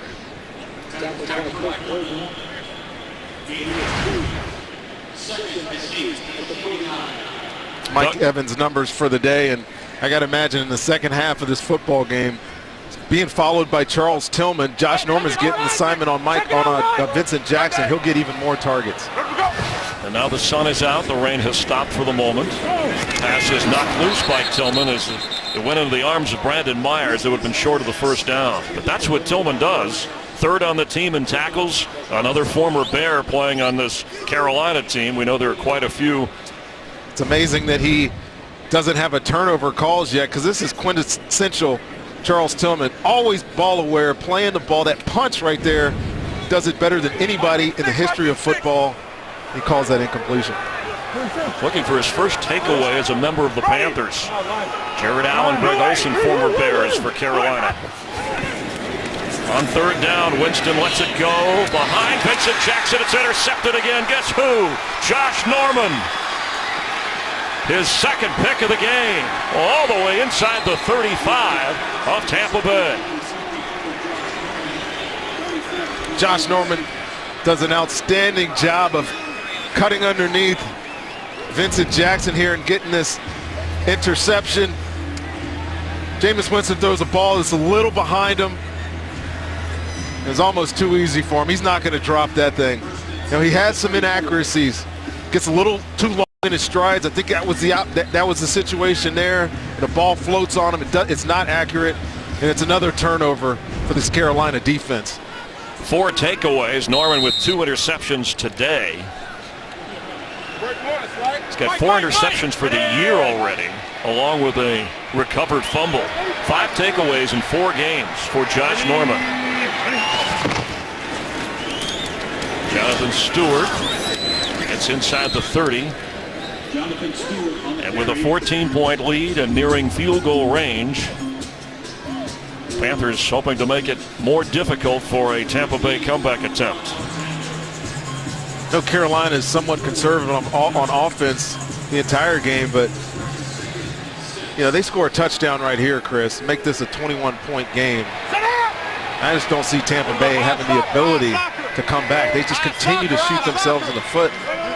Mistake after mistake after mistake. And it's been the undoing of this team all year.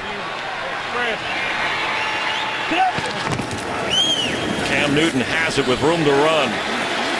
And he will get a first down and go out of bounds.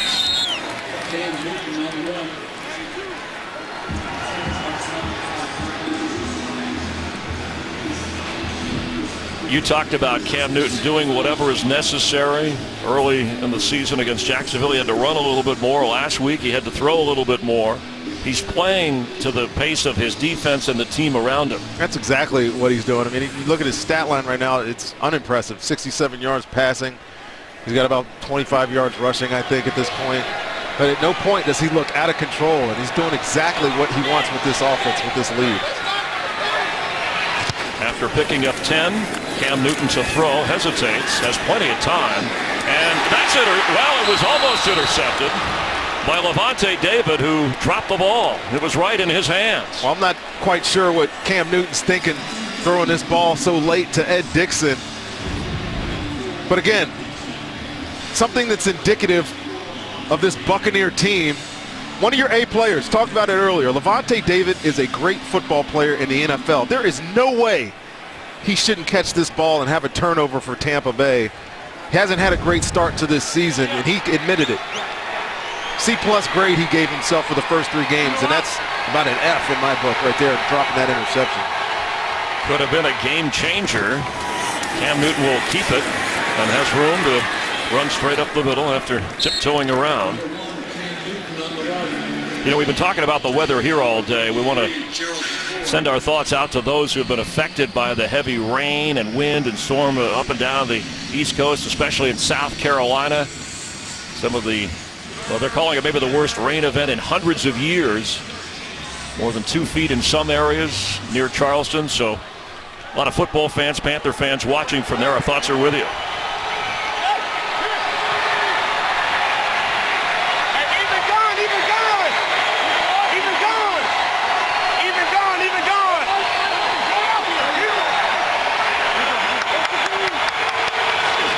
On 3rd and 4.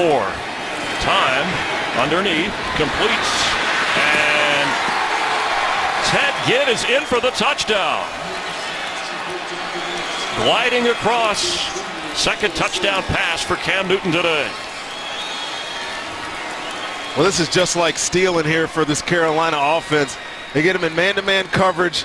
Ted Ginn runs underneath, and his defender is nowhere. His defender is going to be Mike Jenkins right there, is nowhere near Ted Ginn. Look at all that space. Acres of room to just jaunt into the end zone, and another touchdown for Carolina makes this game almost feel unreachable for Tampa Bay. 2 catches for Ted Ginn today, and both for touchdowns. He has become, at least in terms of receivers, after Greg Olsen, the go-to guy, with, of course, Kelvin Benjamin out for the year and Jericho Cotchery out with a high ankle sprain. Graham Gano with the extra point. It's now 31-10. Carolina, the first few games of the season, they've let teams hang around. Not today in Tampa. They're up 21. With Ted Ginn having the first 2 touchdown receiving game in his career. Thought of for a lot as a return specialist, and he's done well in that area in his second trip back to Carolina. And he's helped the Panthers. They're trying to win their 8th straight regular season game, longest currently in the NFL, going back to last year. Tampa Bay will take over at the 20-yard line. 4 turnovers by the Buccaneers. And they're in jeopardy of losing again at home. Carolina's defense, 24 points off of turnovers today. They came in with 23 points off of turnovers in the first 3 games. Check, check. Check, check, my 56. Here we go. Doug Martin gets through the hole and up near a first down at the 30-yard line. Now, they're opportunistic, this defense. They give up a lot of yards, but they don't allow teams to get into the end zone.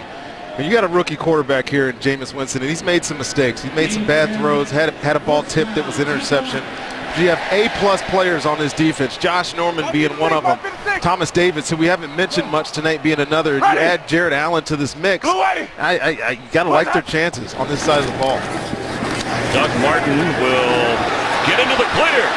Doug Martin, Carolina territory inside the 45 of the Panthers.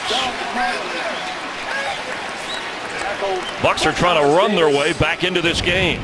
Well, again, I don't think they want to put all this pressure on the shoulders of their young quarterback, so they give it to Doug Martin, and Doug Martin does what he's been doing all season long. He's got that great jump cut ability, finds some holes or finds a gap in this offense. Look at these cuts. Feet are so quick on and off the ground. He looks really good this season, but when you're so far down in football games like they've been all year, you don't get a chance to utilize a guy like Doug Martin. 81 yards, that's a season high for him rushing. Winston on the move, brought down hard at the 40. Good tackle by Ryan Dallaire, who has stepped in nicely already with a sack in this game and chased down the 21-year-old rookie. That one looked like it hurt. Ryan Dallaire jumped on his back as he was trying to get away from this pressure. That's just an awkward way to go down, but Jameis Winston, we know he's resilient, you know he's tough. Charles Sims is in, here comes a flag, he's brought down right away.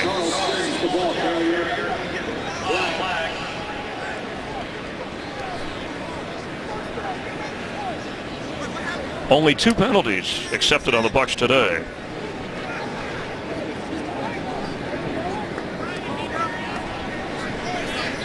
Illegal shift. Offense. Number 18 never got dipped prior to the snap. It's a 5-yard penalty. Replay second down.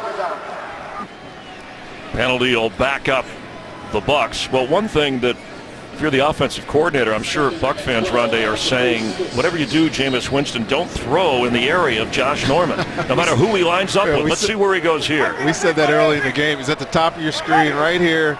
Josh Norman having a heck of a day against this Tampa Bay offense. I wouldn't throw down there. He's on Vincent Jackson for the moment. Pressure coming from Dallaire, and it's a sack. We thought Jared Allen would be the sack specialist brought in, but Ryan Dallaire has turned in a few for these Panthers. Well, Ryan Dallaire is in that position that Jared Allen will be playing once he gets more snaps under his belt. See him work on Donovan Smith, the rookie right here. He just goes right by him. Donovan Smith has a tendency to be a waist bender. Gets his head down, and when he does that, defenders just throw him by, and Ryan Dallaire goes by and gets a big sack on Jameis Winston. And 2 plays in a row, Jameis Winston's had his knees beaten up. Donovan Smith was bothered by a knee in practice during the week off of last Sunday's game. Pass is caught. Vincent Jackson may have the first down. If not, he's close. Well, I don't think he quite got this first down, but this is 4-down territory for sure for Lovie Smith. He's bringing Doug Martin, some big bodies into the football game, and they're going to go for this. They absolutely should go for this. They got nothing going as a team, and a first down here maybe gives them a little bit of life, some juice, and they see if they can get back in this football game. Kevin Pamphile, backup left tackle, is in as an extra lineman on 4th and short. My 56. Ready. Blue way. What's up? Doug Martin has the first down. Doug Martin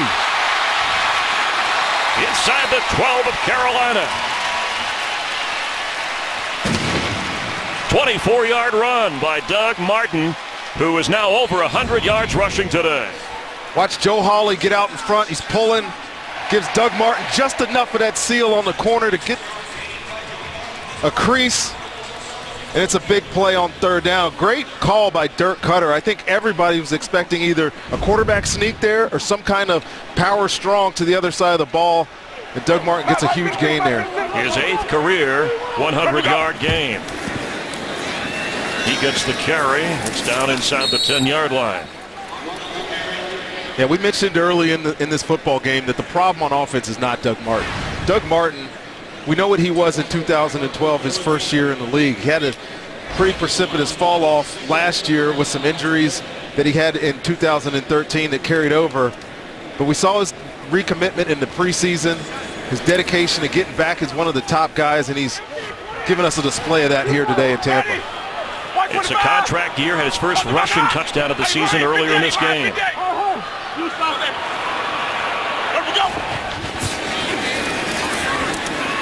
Winston, end zone. He held on. Touchdown, Charles Sims.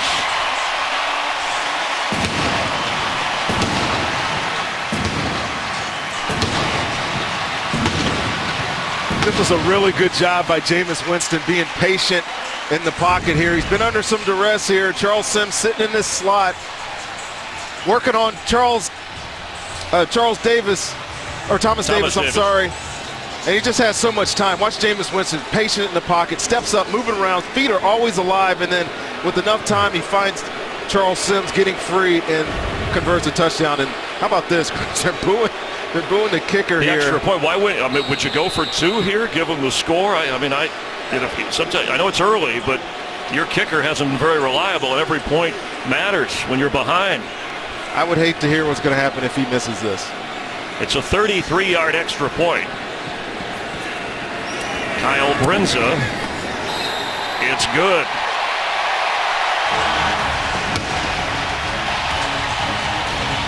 Charles Sims, his 2nd touchdown catch in as many weeks, and now the rookie Winston has thrown a touchdown pass in every game this year. Kyle Brinza, after the successful extra point, ready to kick off for the Bucs, who pump some life back into the stadium here with a touchdown. And Fozzie Whitaker back deep for Carolina. So down 2 touchdowns, 2 extra points at the moment. Whitaker does a good job getting all the way up to the 30. Mike Alstott, of course, honored here by the Buccaneers at halftime, spoke to the Buccaneer fans, part of that Super Bowl team. We thought with our own Rondé Barber, part of that Buccaneer team. Look at all the great names. Buc fans notice if we were to, when your time comes, Rondé, we need to find a spot. So our crew, we looked at, we thought that would be a good spot right there. That would work for me. When you make it, when you're, what about your teammate John Lynch? Should we give him a spot as well? Give him a spot over there on the side, right? You forgot my accent on my E right there. Rondé. Oh, look. The accent makes That's all you're going to give John Lynch, a little mention, we thought. Our colleague here at Fox, John Lynch, he'll be in there before me. Here's somewhat of a pecking order. Oh, there is. He is definitely ahead of me. And he's calling the Viking-Bronco game, part of America's Game of the Week that some of you will see later this afternoon on Fox. In the meantime, the Panther offense with 2:42 to go in the third. Cam Newton, plenty of time to throw. And right on target for a first down catch is Brenton Burson. We mentioned Burson from Charlotte, North Carolina, and Wofford College, same college as the owner of this team, Jerry Richards. In fact, as a kid, he used to go to the game and sit up in the owner's box and enjoy Carolina football. Brought up to the squad last week because Jericho Cotchery with the high ankle sprain.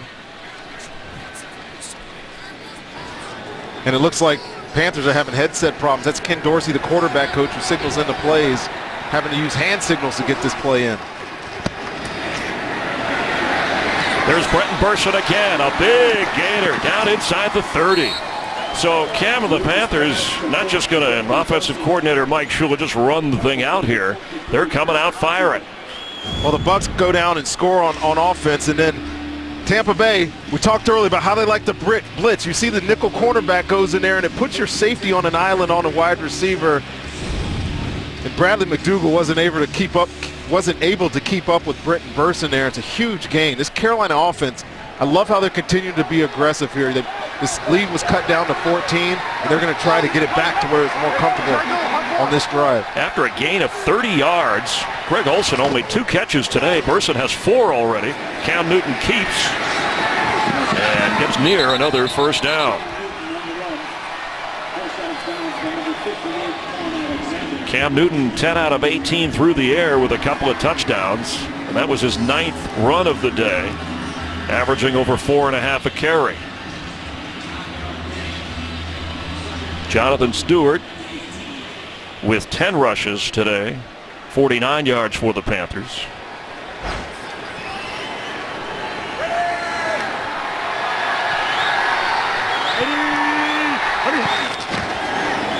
Mike Tolbert with a first down to the 12. Let's get a game break. Check back in with Kurt Menefee. Kurt? Well, the Eagles' comeback is complete. Down 13-0 at halftime. They are turning it on in the second half. Sam Bradford, beautiful pass to Miles Austin. 39-yard score, and now they lead for the first time 2016 in the fourth. Chris, Rondé, and Jed. Thank you, Kurt. Meanwhile, the Falcons leading 42-0 at home against Houston, on their way to going 4-0, where the Panthers plan on going. Atop the NFC South. Cameron Artis-Payne, the rookie from Auburn, carries. He came in late last week to carry when Jonathan Stewart, Fozzie Whitaker, and Tolbert were all beat up as the third quarter will come to an end. The Panther defense with 4 takeaways, and the offense doing what it needs to do as they hope to remain undefeated. 31-17 going to the fourth. Rondé Barber, Chris Myers, Jennifer Hale, while you're watching from Tampa Bay. Well, Buccaneer fans are frustrated. Panther fans, this is what they've expected and gotten from their team so far. Cam Newton trying to take the offense in once again. 31-17 to start the fourth quarter, and the rain is back. It looks like the Bucs have man-to-man coverage again down here at the bottom. Cam Newton still has it. Philly Brown holds on and is tackled right away. That's his first catch. He didn't have a catch last week as Levante David, who dropped a sure interception earlier, made the tackle.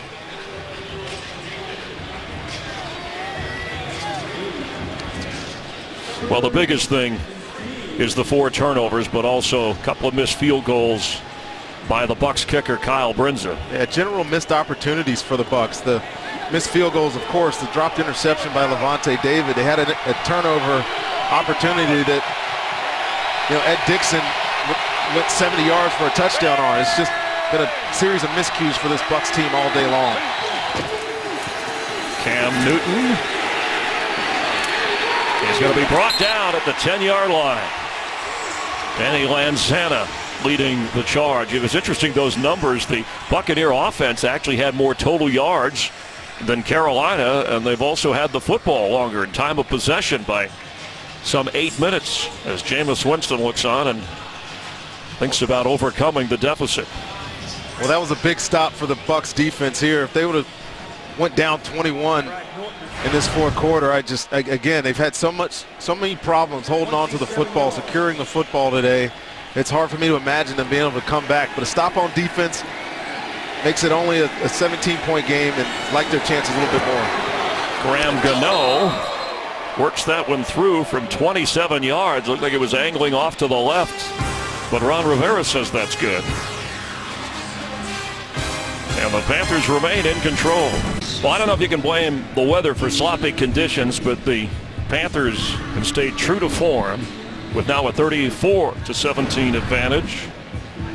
And 6 different times we have watched unofficially. We have statisticians. Stats for everything, They right? keep track of everything, and that is unofficial at the moment, but I'm sure the players, and that's had something to do with the slick football, but Carolina has outplayed the Tampa Bay Buccaneers. So if you're the rookie Jameis Winston, you've got 1 win on the road in New Orleans. Seems like the Bucs at home under Lovie Smith, they haven't been able to win. What does he have to do here? Well, they haven't beat this team since 2012 when I was playing. They got to continue to be patient. I don't know if they can let Doug Martin bring them back into this football game, but it's only a 17-point lead at this point, so it's not completely dead for them. What they have to do, what Jameis Winston has to do, is protect this football. He can't afford another turnover at this juncture. They have any chance to get back into this game. And every point matters. If you do get it into the end zone, if you're the Bucs, why not go for 2? Charles Sims is in, and just getting rid of it is Jameis Winston. And the tone was set early. The botch snap from center to Winston. And the interception, Josh Norman, second time this year, he has taken a pick back for a touchdown. And then the tip on this interception to Kurt Coleman, but then Jameis Winston later in the game throws a late ball out to Josh Norman, does what he's been doing all year, dominating this turnovers battle in this football game. We talked about it being an advantage for Tampa, but it has been in favor of Carolina all day. Wide open is Lewis Murphy. And throwing to his left, Jameis Winston missed him.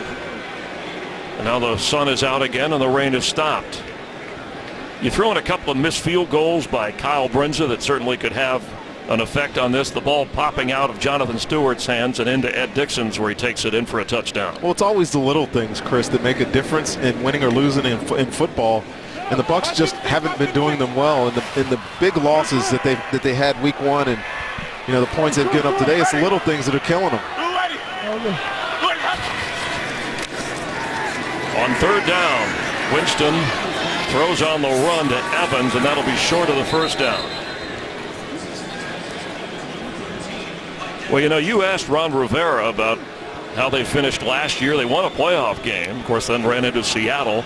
Finished the regular season with 4 straight wins, and you asked if there'd be some carryover in winning some of those tight games, and he said, well, I hoped that there would, and at least in the first 3, there has been the carryover for his team. Absolutely has been, and we talked in the open at the very beginning about why a lot of people aren't recognizing this football team after as good as they finished last season. They won a playoff game. They lost in the second round of the playoffs, but so far this year, they've done everything necessary to win 3 games, and it looks like they're on their way to winning their 4th here in Tampa. Ted Ginn on the return stopped at the 39-yard line after the punt by Jacob Shum. So the Panthers, they have the lead, they have the football. Panthers in command, trying to go to 4-0 in the NFC South. That's what the Falcons are trying to do as they lead at home 42-7 over Houston in the fourth. They have the Redskins coming up next weekend. We'll be there to call it with Matt Ryan, Julio Jones, first-year head coach Dan Quinn, a defensive specialist from Seattle who has the Falcons on a roll, just like Ron Rivera has the Panthers on a roll.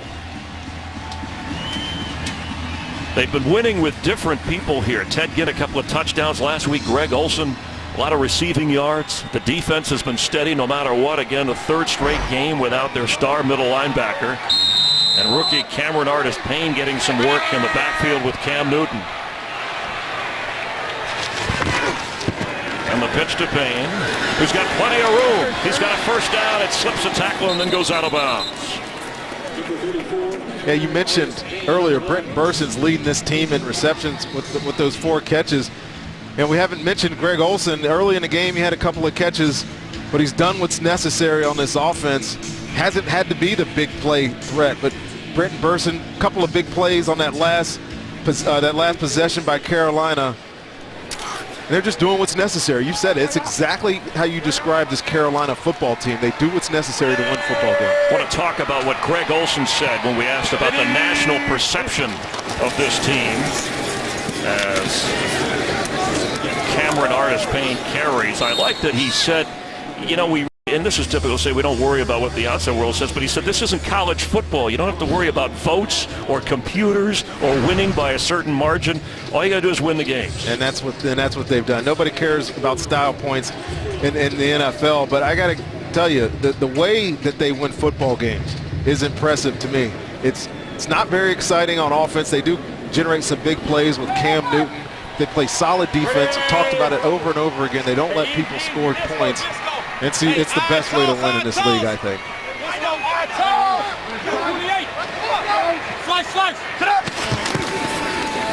And this time, Cameron Artis-Payne met hard by Gerald McCoy for a loss, bringing up third down.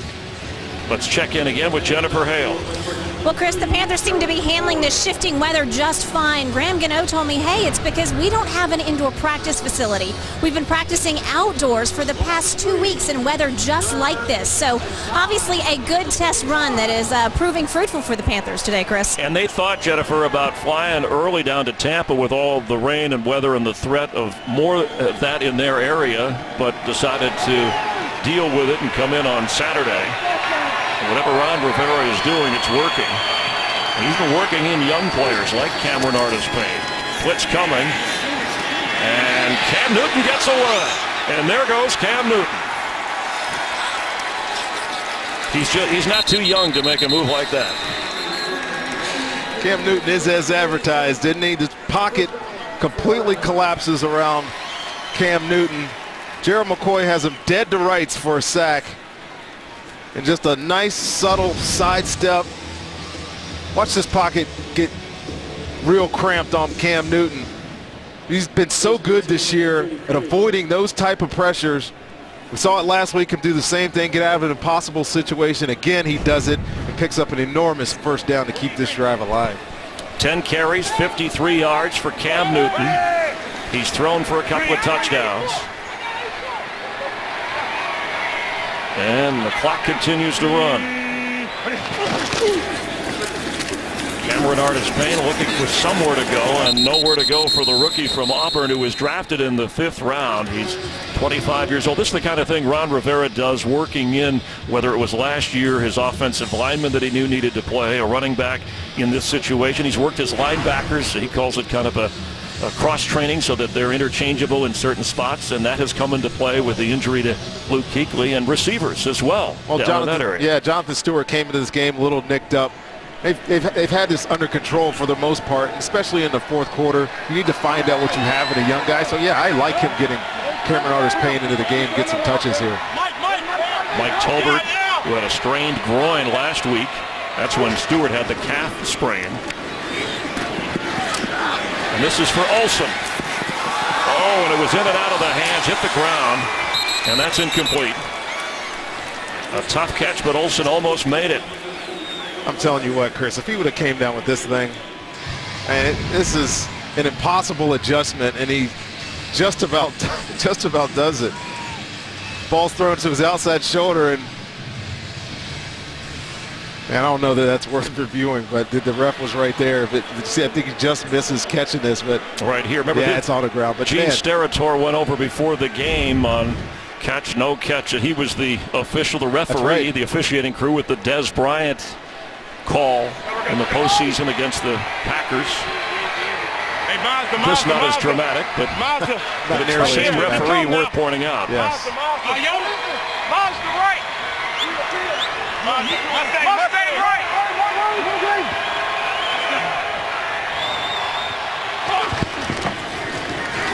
Pressure picked up, going deep for Philly Brown, and overthrown. Altron Werner back there, and McCoy down again. Here comes Graham Gano to try a field goal to make it 37-17. Looks like they're going to bring Nortman out instead. Okay. The kick would have been 53 yards. So interesting that Ron Rivera figures why risk it given field position if there's a miss or a block.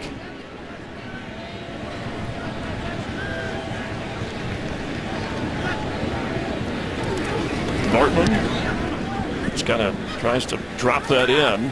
Fair catch called for by Rainey at the 14 of Tampa Bay with just over 8 minutes to play here in the fourth quarter. Jameis Winston will take another shot at it. Trailing 34-17. This season, stream live local Sunday afternoon games right on your smartphone with NFL Mobile. Buccaneers from the 14-yard line. Can you get weather down there as well, just to keep track of? Sure you can. 125. 125. Hey, we're good. Sunday, ready to go. Jameis Winston and misses Evans, who was open over on the sideline. You're only down 17 points here. It feels like a lot more. Get opportunities like that. Mike Evans is wide open. And you just wonder if this team is even capable of making a furious comeback here with 8 minutes left in this football game. Got to complete passes. Pitch and catch. Dirk Cutter said it last week. They haven't executed as well this week either. Winston is 17 out of 30. 3 interceptions. And Doug Martin catches that, but gets little. Trey Boston was right there with him, another young player that's being worked in behind Kurt Coleman and Roman Harper at the safety spot. From Fort Myers, Florida, and Trey Boston, a former North Carolina Tar Heel. Thomas Davis, who came in leading the team in tackles. A.J. Klein in the middle for Kuechly, and of course Josh Norman. Every game's a big show with him. Sunday. Ready to go.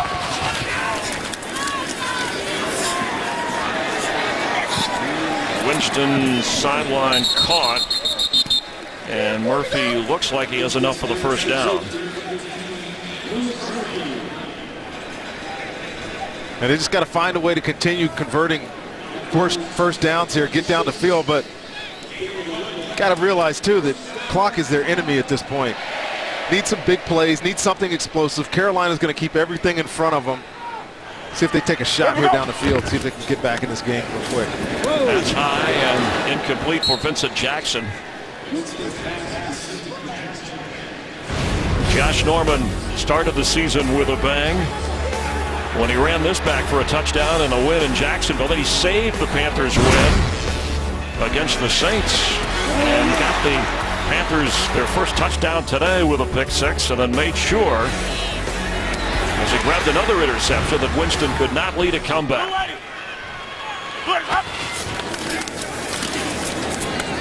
And there's another interception. Thomas Davis leaping in the air. The pass was intended for Mike Evans.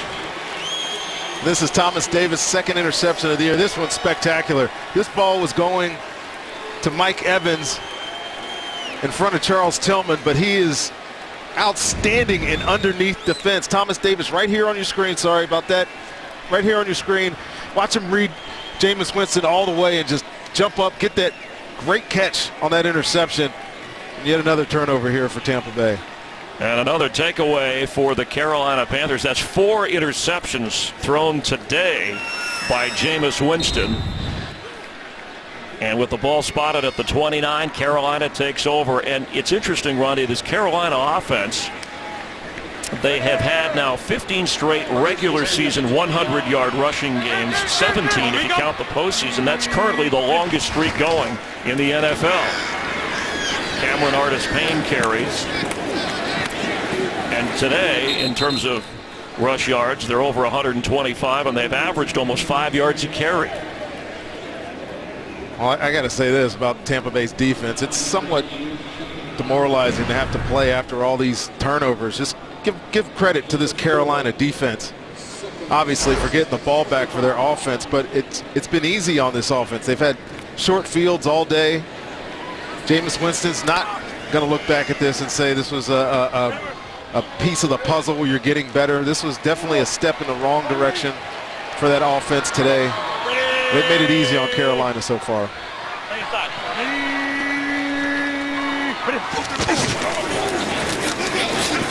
Mike Tolbert carries.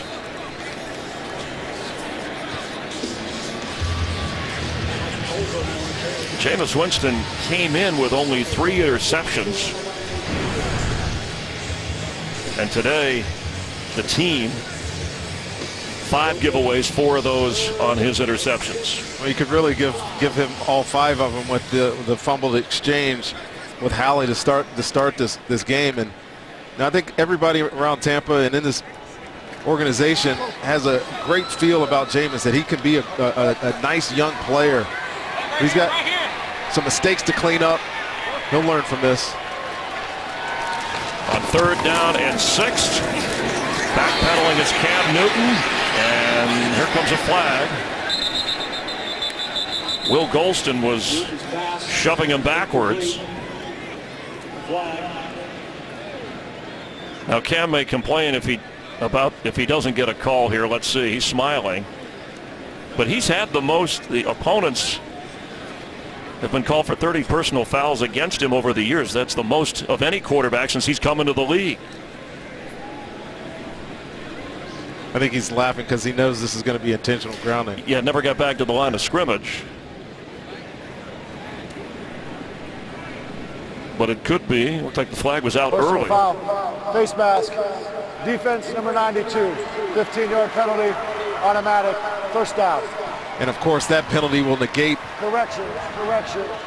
That penalty will be half the distance to the goal and an automatic first down. Of course, that penalty will negate what would have been an intentional grounding call. And this is, he's right. He's got his face mask there. Cam Newton, you see him there yelling at the ref before he even goes to the ground that it was face mask.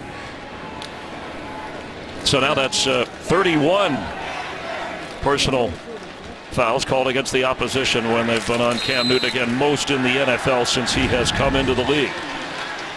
And he's helping the official out. That's not a flop. He's just trying to make a point. We kid, we care. I love how animated he gets. Gotta love it. I said this last week. He has so much fun playing the position. And it's easy when you're winning by 17 late in the 4th quarter. And that's what he told Jameis Winston. You know, Winston said, remember he spoke to me when I was spoke to a group of us, All-American in high school. He said, I'm looking forward to watching him play in person this week, but I don't think he wanted to see this kind of game. And Cam just said, other than be yourself, be a professional. Some of the advice he gave to him when they talked about being a #1 overall pick and the responsibilities that come with it after you've won a national championship and a Heisman. Well, there's a lot of pressure that goes with that designation. Not only the Heisman, but the #1 pick in the draft. Everybody has high expectations. You marry that with the fact that the person that everyone was arguing could have or should have been the first pick is taken second, and Marcus Mariota, who's in Tennessee, and he'll be forever compared, rightly or unjustly. And that's Cameron Artis-Payne, who backed up Trey Mason at Auburn. And he had a breakout year with over 1,600 yards, but at age 25, as we said in the preseason, he won a spot on this Carolina team behind Jonathan Stewart, Fozzie Whitaker, and Brandon Wager, who has been featured on that NFL Network show Undrafted, the free agent running back. Let's get a game break. Check in with Mike Hill. See how the Bills and Giants are going, Mike. You know the Giants have had issues in the fourth quarter this season, finishing well. This helps. Rashard Jennings, look at the effort right there. Bakari Rambo, get out of my way. 51-yard touchdown. Giants get the 2-point conversion up 24-10 in the fourth. Chris Ronde, back to you. All right, thank you, Mike. Jets have already won today, beat the Dolphins over in London. The Eagles lead the Redskins. Atlanta blowing out Houston. The Bears have gone in front of the Raiders. Cincinnati undefeated, winning at home, trying to go to 4-0 against Kansas City, 29-18 in the fourth quarter. And the Panthers ready to go to 4-0, as are the Falcons.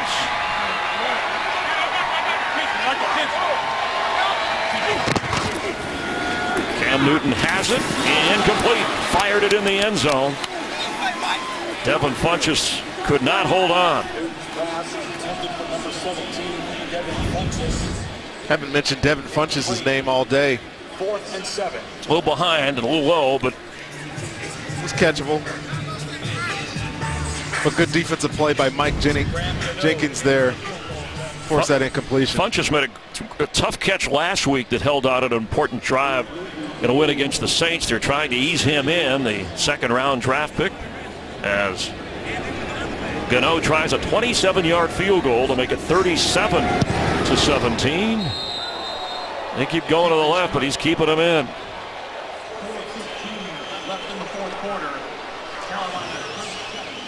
Lovie Smith looking up at the score. A fork-in-the-road game for the Buccaneers.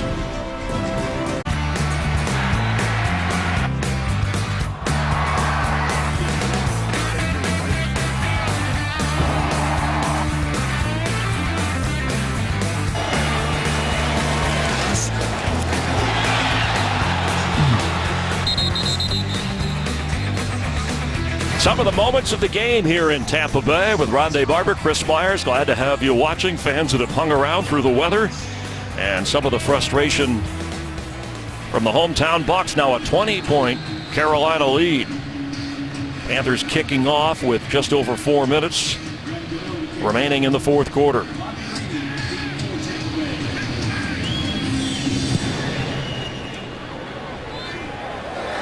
Bobby Rainey is going to bring it out. Stop short of the 20-yard line. Joe Webb, reserve quarterback and receiver on the special teams play. Coming up, America's Game of the Week, Aaron Rodgers and the Packers going up against Colin Kaepernick and the 49ers. Some will see other games. Our NFL doubleheader continuing on Fox. You know, I talked about a fork-in-the-road game for Tampa Bay being 1-2, Rondé. They could have gone to 2-0 in the division, having defeated the Saints earlier this year. And this is, I mean, you create quite a gap now. It's only the quarter mark of the season, but between the Falcons and the Panthers after the poor showing here. Ready. Blue ready.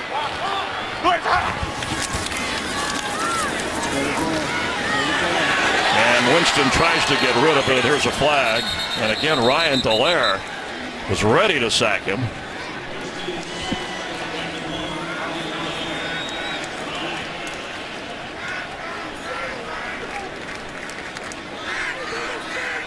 Intentional grounding. Offense number 3. Although the quarterback is out of the pocket, the ball does not get back to the original line of scrimmage. Spot foul, loss of down, second down. And that's the second such call against Winston in today's game. He's got to be aware if he's going to get rid of it, even if he's out of the pocket, to get the throw the ball back to the line of scrimmage. Well, his fellow rookie Donovan Smith didn't help him out at all. Again, over on that left offensive tackle on that position. But you talked about this team, and I think today you said it was a big game. Had the opportunity to go 2-0 in the division, even their record at 2-2 against a division opponent. And you know, I'm sitting up here wondering if they're ready to compete yet. I know they're young. They have a young quarterback. They have 2 young starters on the offensive line, and I think it answers the question itself. The penalties, the mistakes, the turnovers, they're just not ready to play against a team that's as good as Carolina. And Carolina going for its third consecutive division title as Winston dumps that off to Doug Martin. Winston was arguing before that there was a receiver in the area, but the officiating crew wasn't buying it. Well, and I think Tampa Bay fans, Rondé, expected with Lovie Smith, known for defense and a kind of team that thrives on takeaways, that they would see a lot of that. Yes, a rookie quarterback is one thing to deal with, and the defense, you can't fault them today with all the giveaways by the offense, but certainly they haven't done their part. They haven't. They struggled against the run last week. They've struggled against it as well this week. They have to play better. There's a lot expected of that defense, and they haven't produced so far this season. Doug Martin has had a very good game and fights hard to get up across the 26-yard line. He's over 100 yards rushing today. And if there's one positive of this game, yes, it is Doug Martin. He's shown some ability to catch the ball, which I sometimes question about this guy, but his running prowess today has been outstanding. It's been the one bright spot of this football team today, and something you can build on going forward. He was a Pro Bowl pick as a rookie and led the Bucs in rushing last year, even though he missed 5 games, and he's been the centerpiece of the offense as it is 4th down and 3, nearing the 2-minute warning.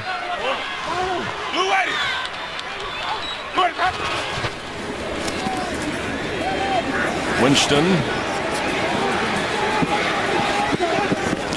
tries to get the first down. Let's see the official right there where he stepped out of bounds, and the spot. That spot.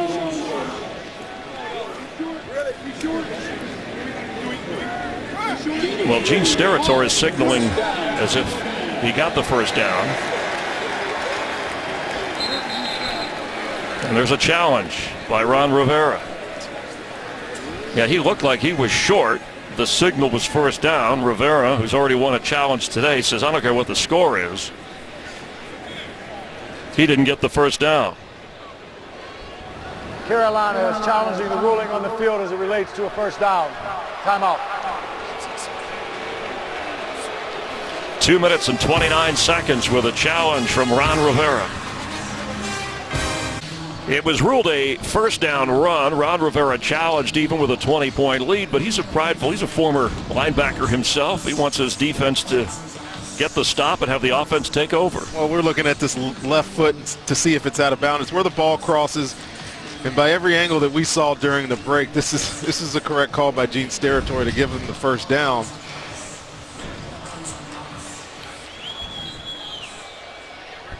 After review, the ruling on the field stands. It will be a first down Tampa Bay. Carolina will be charged with this first time out of the half. Carolina is also out of challenges for the remainder of the game. Good job by Gene Steratore to stay professional there. He was trying not to laugh. Yeah, he's like, come on, Ron. But that's why you have replay. It's about getting things right, whether it's from a challenge or the review group or the referee on the field. It's practice, and right? ultimately, it's practice for him. Might as well empty the bucket. You don't need the challenge anyways later in this game.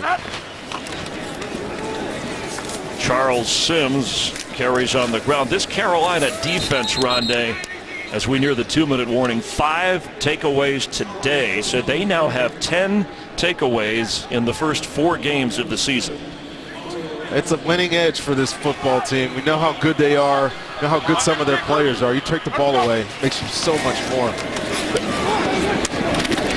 And that's a lunge towards the 40 by Vincent Jackson as we hit the 2-minute warning. And the Carolina Panthers making life difficult for Winston and the Bucs. 2 minutes remaining. Buccaneers with the football, a different kind of football with Mexico and the U.S. Ron, I know you're a big soccer fan. I am. By winning the Gold Cup a couple of weeks ago, Mexico gets to face the United States in the Confederation Cup playing. I'll be watching on FS1. See, you know what, an analyst, you could go right from talking National Football League to soccer, an international analyst. Well, this hasn't been a good day for Manchester United. They lost early. The Glazers losing here today. Frustrating. Oh, and frustrating too for the Glazer family owners of this Buccaneer franchise with the investment in Jameis Winston and Lovie Smith hoping for better results as Winston's pass is on target. And of course, the Panthers in the bit of a prevent here. Vincent Jackson again with his 6th catch over 90 receiving yards. But Rondé, this Carolina defense, we've mentioned no Kuechly. Charles Johnson, their top pass rusher, goes on the injured list. They add Jared Allen. Again, Vincent Jackson. Yeah, he steps out of bounds. Yeah, we haven't even mentioned Jared Allen. We highlighted him a little bit at the beginning of the game. He was in there. He was obviously going to be on a pitch count today, but you know they're so good right now against this team at least that Ryan Dallaire, a guy who was on the street as of Wednesday, comes in and puts a lot of pressure. He's had himself a good game. And good game for Vincent Jackson in a losing effort with 8 catches over 133 yards. Ready. Blue lady. Too little, too late for Tampa Bay. And almost another takeaway. Here comes a flag. Trey Boston had a shot at that interception. Winston's pass intended for Lewis Murphy. Incomplete. Flag. Winston was trying to go to Lewis Murphy. Prior to the pass, illegal contact, defense, number 54, 5-yard penalty, automatic, first down. The call on rookie linebacker Shaq Thompson. Well, the Bucs will fall to 1-3. They have Jacksonville here, and then a bye week before they go on the road at Washington, and then another divisional game against Atlanta. The Falcons on their way to 4-0. 125. What's about the hot? Hey, Ram 54, Ram 54. Sunday. Let's go. Jameis Winston with another completion to Jackson. Winston over 200 yards, nearing 300 yards passing as he hurries the team to the line. I kind of wondered where that was moments ago.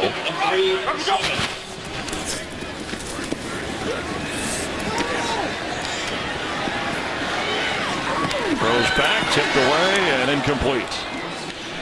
The Panthers, meanwhile, get a bye with that 4-0 record, and then at Seattle. Now, he did tell us, Ron Rivera, that the concussion protocol, the last phase for Luke Kuechly, the neurologist, he's passed everything up to that point.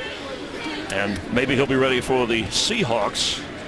Then they're home with the Eagles and the Colts. Some pretty good quarterbacks coming up on the schedule for this Carolina defense that they'll go against. Well, this is a 4-0 football team, and I'm somewhat surprised that they started off as quickly as they did. They got some teams that didn't have great quarterbacks early in the year. Vincent Jackson is in the end zone on the pass from Winston for a Tampa Bay touchdown. But they've done what they've needed to do all season long. Took care of Jacksonville early. Houston didn't last week and this week. They've done enough to win the football game. And today it's been a showcase, and it's gonna matter. And it's a great throw by Jameis Winston. Look how tight that spiral is. Vincent Jackson, you said it, way too little, too late. The mistakes early in this game make this touchdown irrelevant at this point. But going back to Carolina, I like where their trajectory is. You talked about how they finished last season. Come out, you start fast, you get 4 wins before the bye, you get a chance to get a little bit healthy, and he missed another one. Wow. Kyle Brinza, I mentioned going for 2 would have been a better option. I'm not a coach. We're just up here calling a game. But I think a lot of fans feel the same way, and maybe somebody on that staff will reconsider where this is going. Missed an extra point last week. I can't even add up all the points left on the It's not worth adding it up. They didn't bring in a kicker this week. There's no chance there won't be 15 of them in next week. He won a competition in the preseason over the starting kicker last year, and Connor Barth, who'd been here for years. I got to imagine somebody will be in this week, and Kyle Brinza, he's only done it to himself. 1-3 today, made 1 field goal, but the extra point that he missed today, he missed 1 last week. It's just unacceptable. Well, and you feel bad. He's a rookie. He's a young man who gets a chance in the NFL, has a strong leg, got off to a good preseason. As you said, he had other kickers he had to be good enough to win the job from, one of those being former Buck Connor Barth, who was brought back. And now in a pressure situation this wasn't even a pressure situation. Last week more so, where he cost them in a closer game. Well, look at the 2 kicks that he missed. One right before the half, one right after the half. He makes either one of those. It's a 1-point ball game at that point. I think just having those points on the board changed the dynamic. The onside kick, and the Panthers are on it. Let's check in for another game break with Mike Hill. All right, guys, second game of the day. Some of you guys will see the Packers and Niners. Navarro Bowman trying to get his defense fired up. They've lost 2 in a row. Tough task against this guy, MVP. You know who he is. Aaron Rodgers, 10 TDs, no picks this season. Some of you will see this game. Others will see the Vikings and the Broncos coming up next. Thanks, Mike. And while Carolina has showed you a lot of different ways they can win, the Buccaneers have showed you a number of ways they lose. And not only Kyle Brinson, but obviously turnovers, some defensive opportunities that were missed. As a professional kicker, Brinson's 6 out of 12 with field goals, 6 out of 8 with point afters that have been made or missed depending upon which side of the issue you're on. So that's one of the many issues that this Tampa Bay team will have to deal with. Bonus coverage is coming up with the Giants and the Buffalo Bills. Giants leading 24-10, just under 2 minutes to play. Today's game produced by Michael Birch, directed by Michael Frank. Our technical producer Tom Lynch, technical director Ernest Bauer, broadcast associate Mike Strack, associate director Tavis Strand, Kevin McCluskey, always a great job with audio, and in the booth James Petralka and Rick Odioso. The Panthers will go to 4-0. Last time this kind of start, they went all the way to the Super Bowl. The Bucs slipped to 1-3. For Rondé Barber, I'm Chris Myers. Let's head back to our Fox studios in Los Angeles.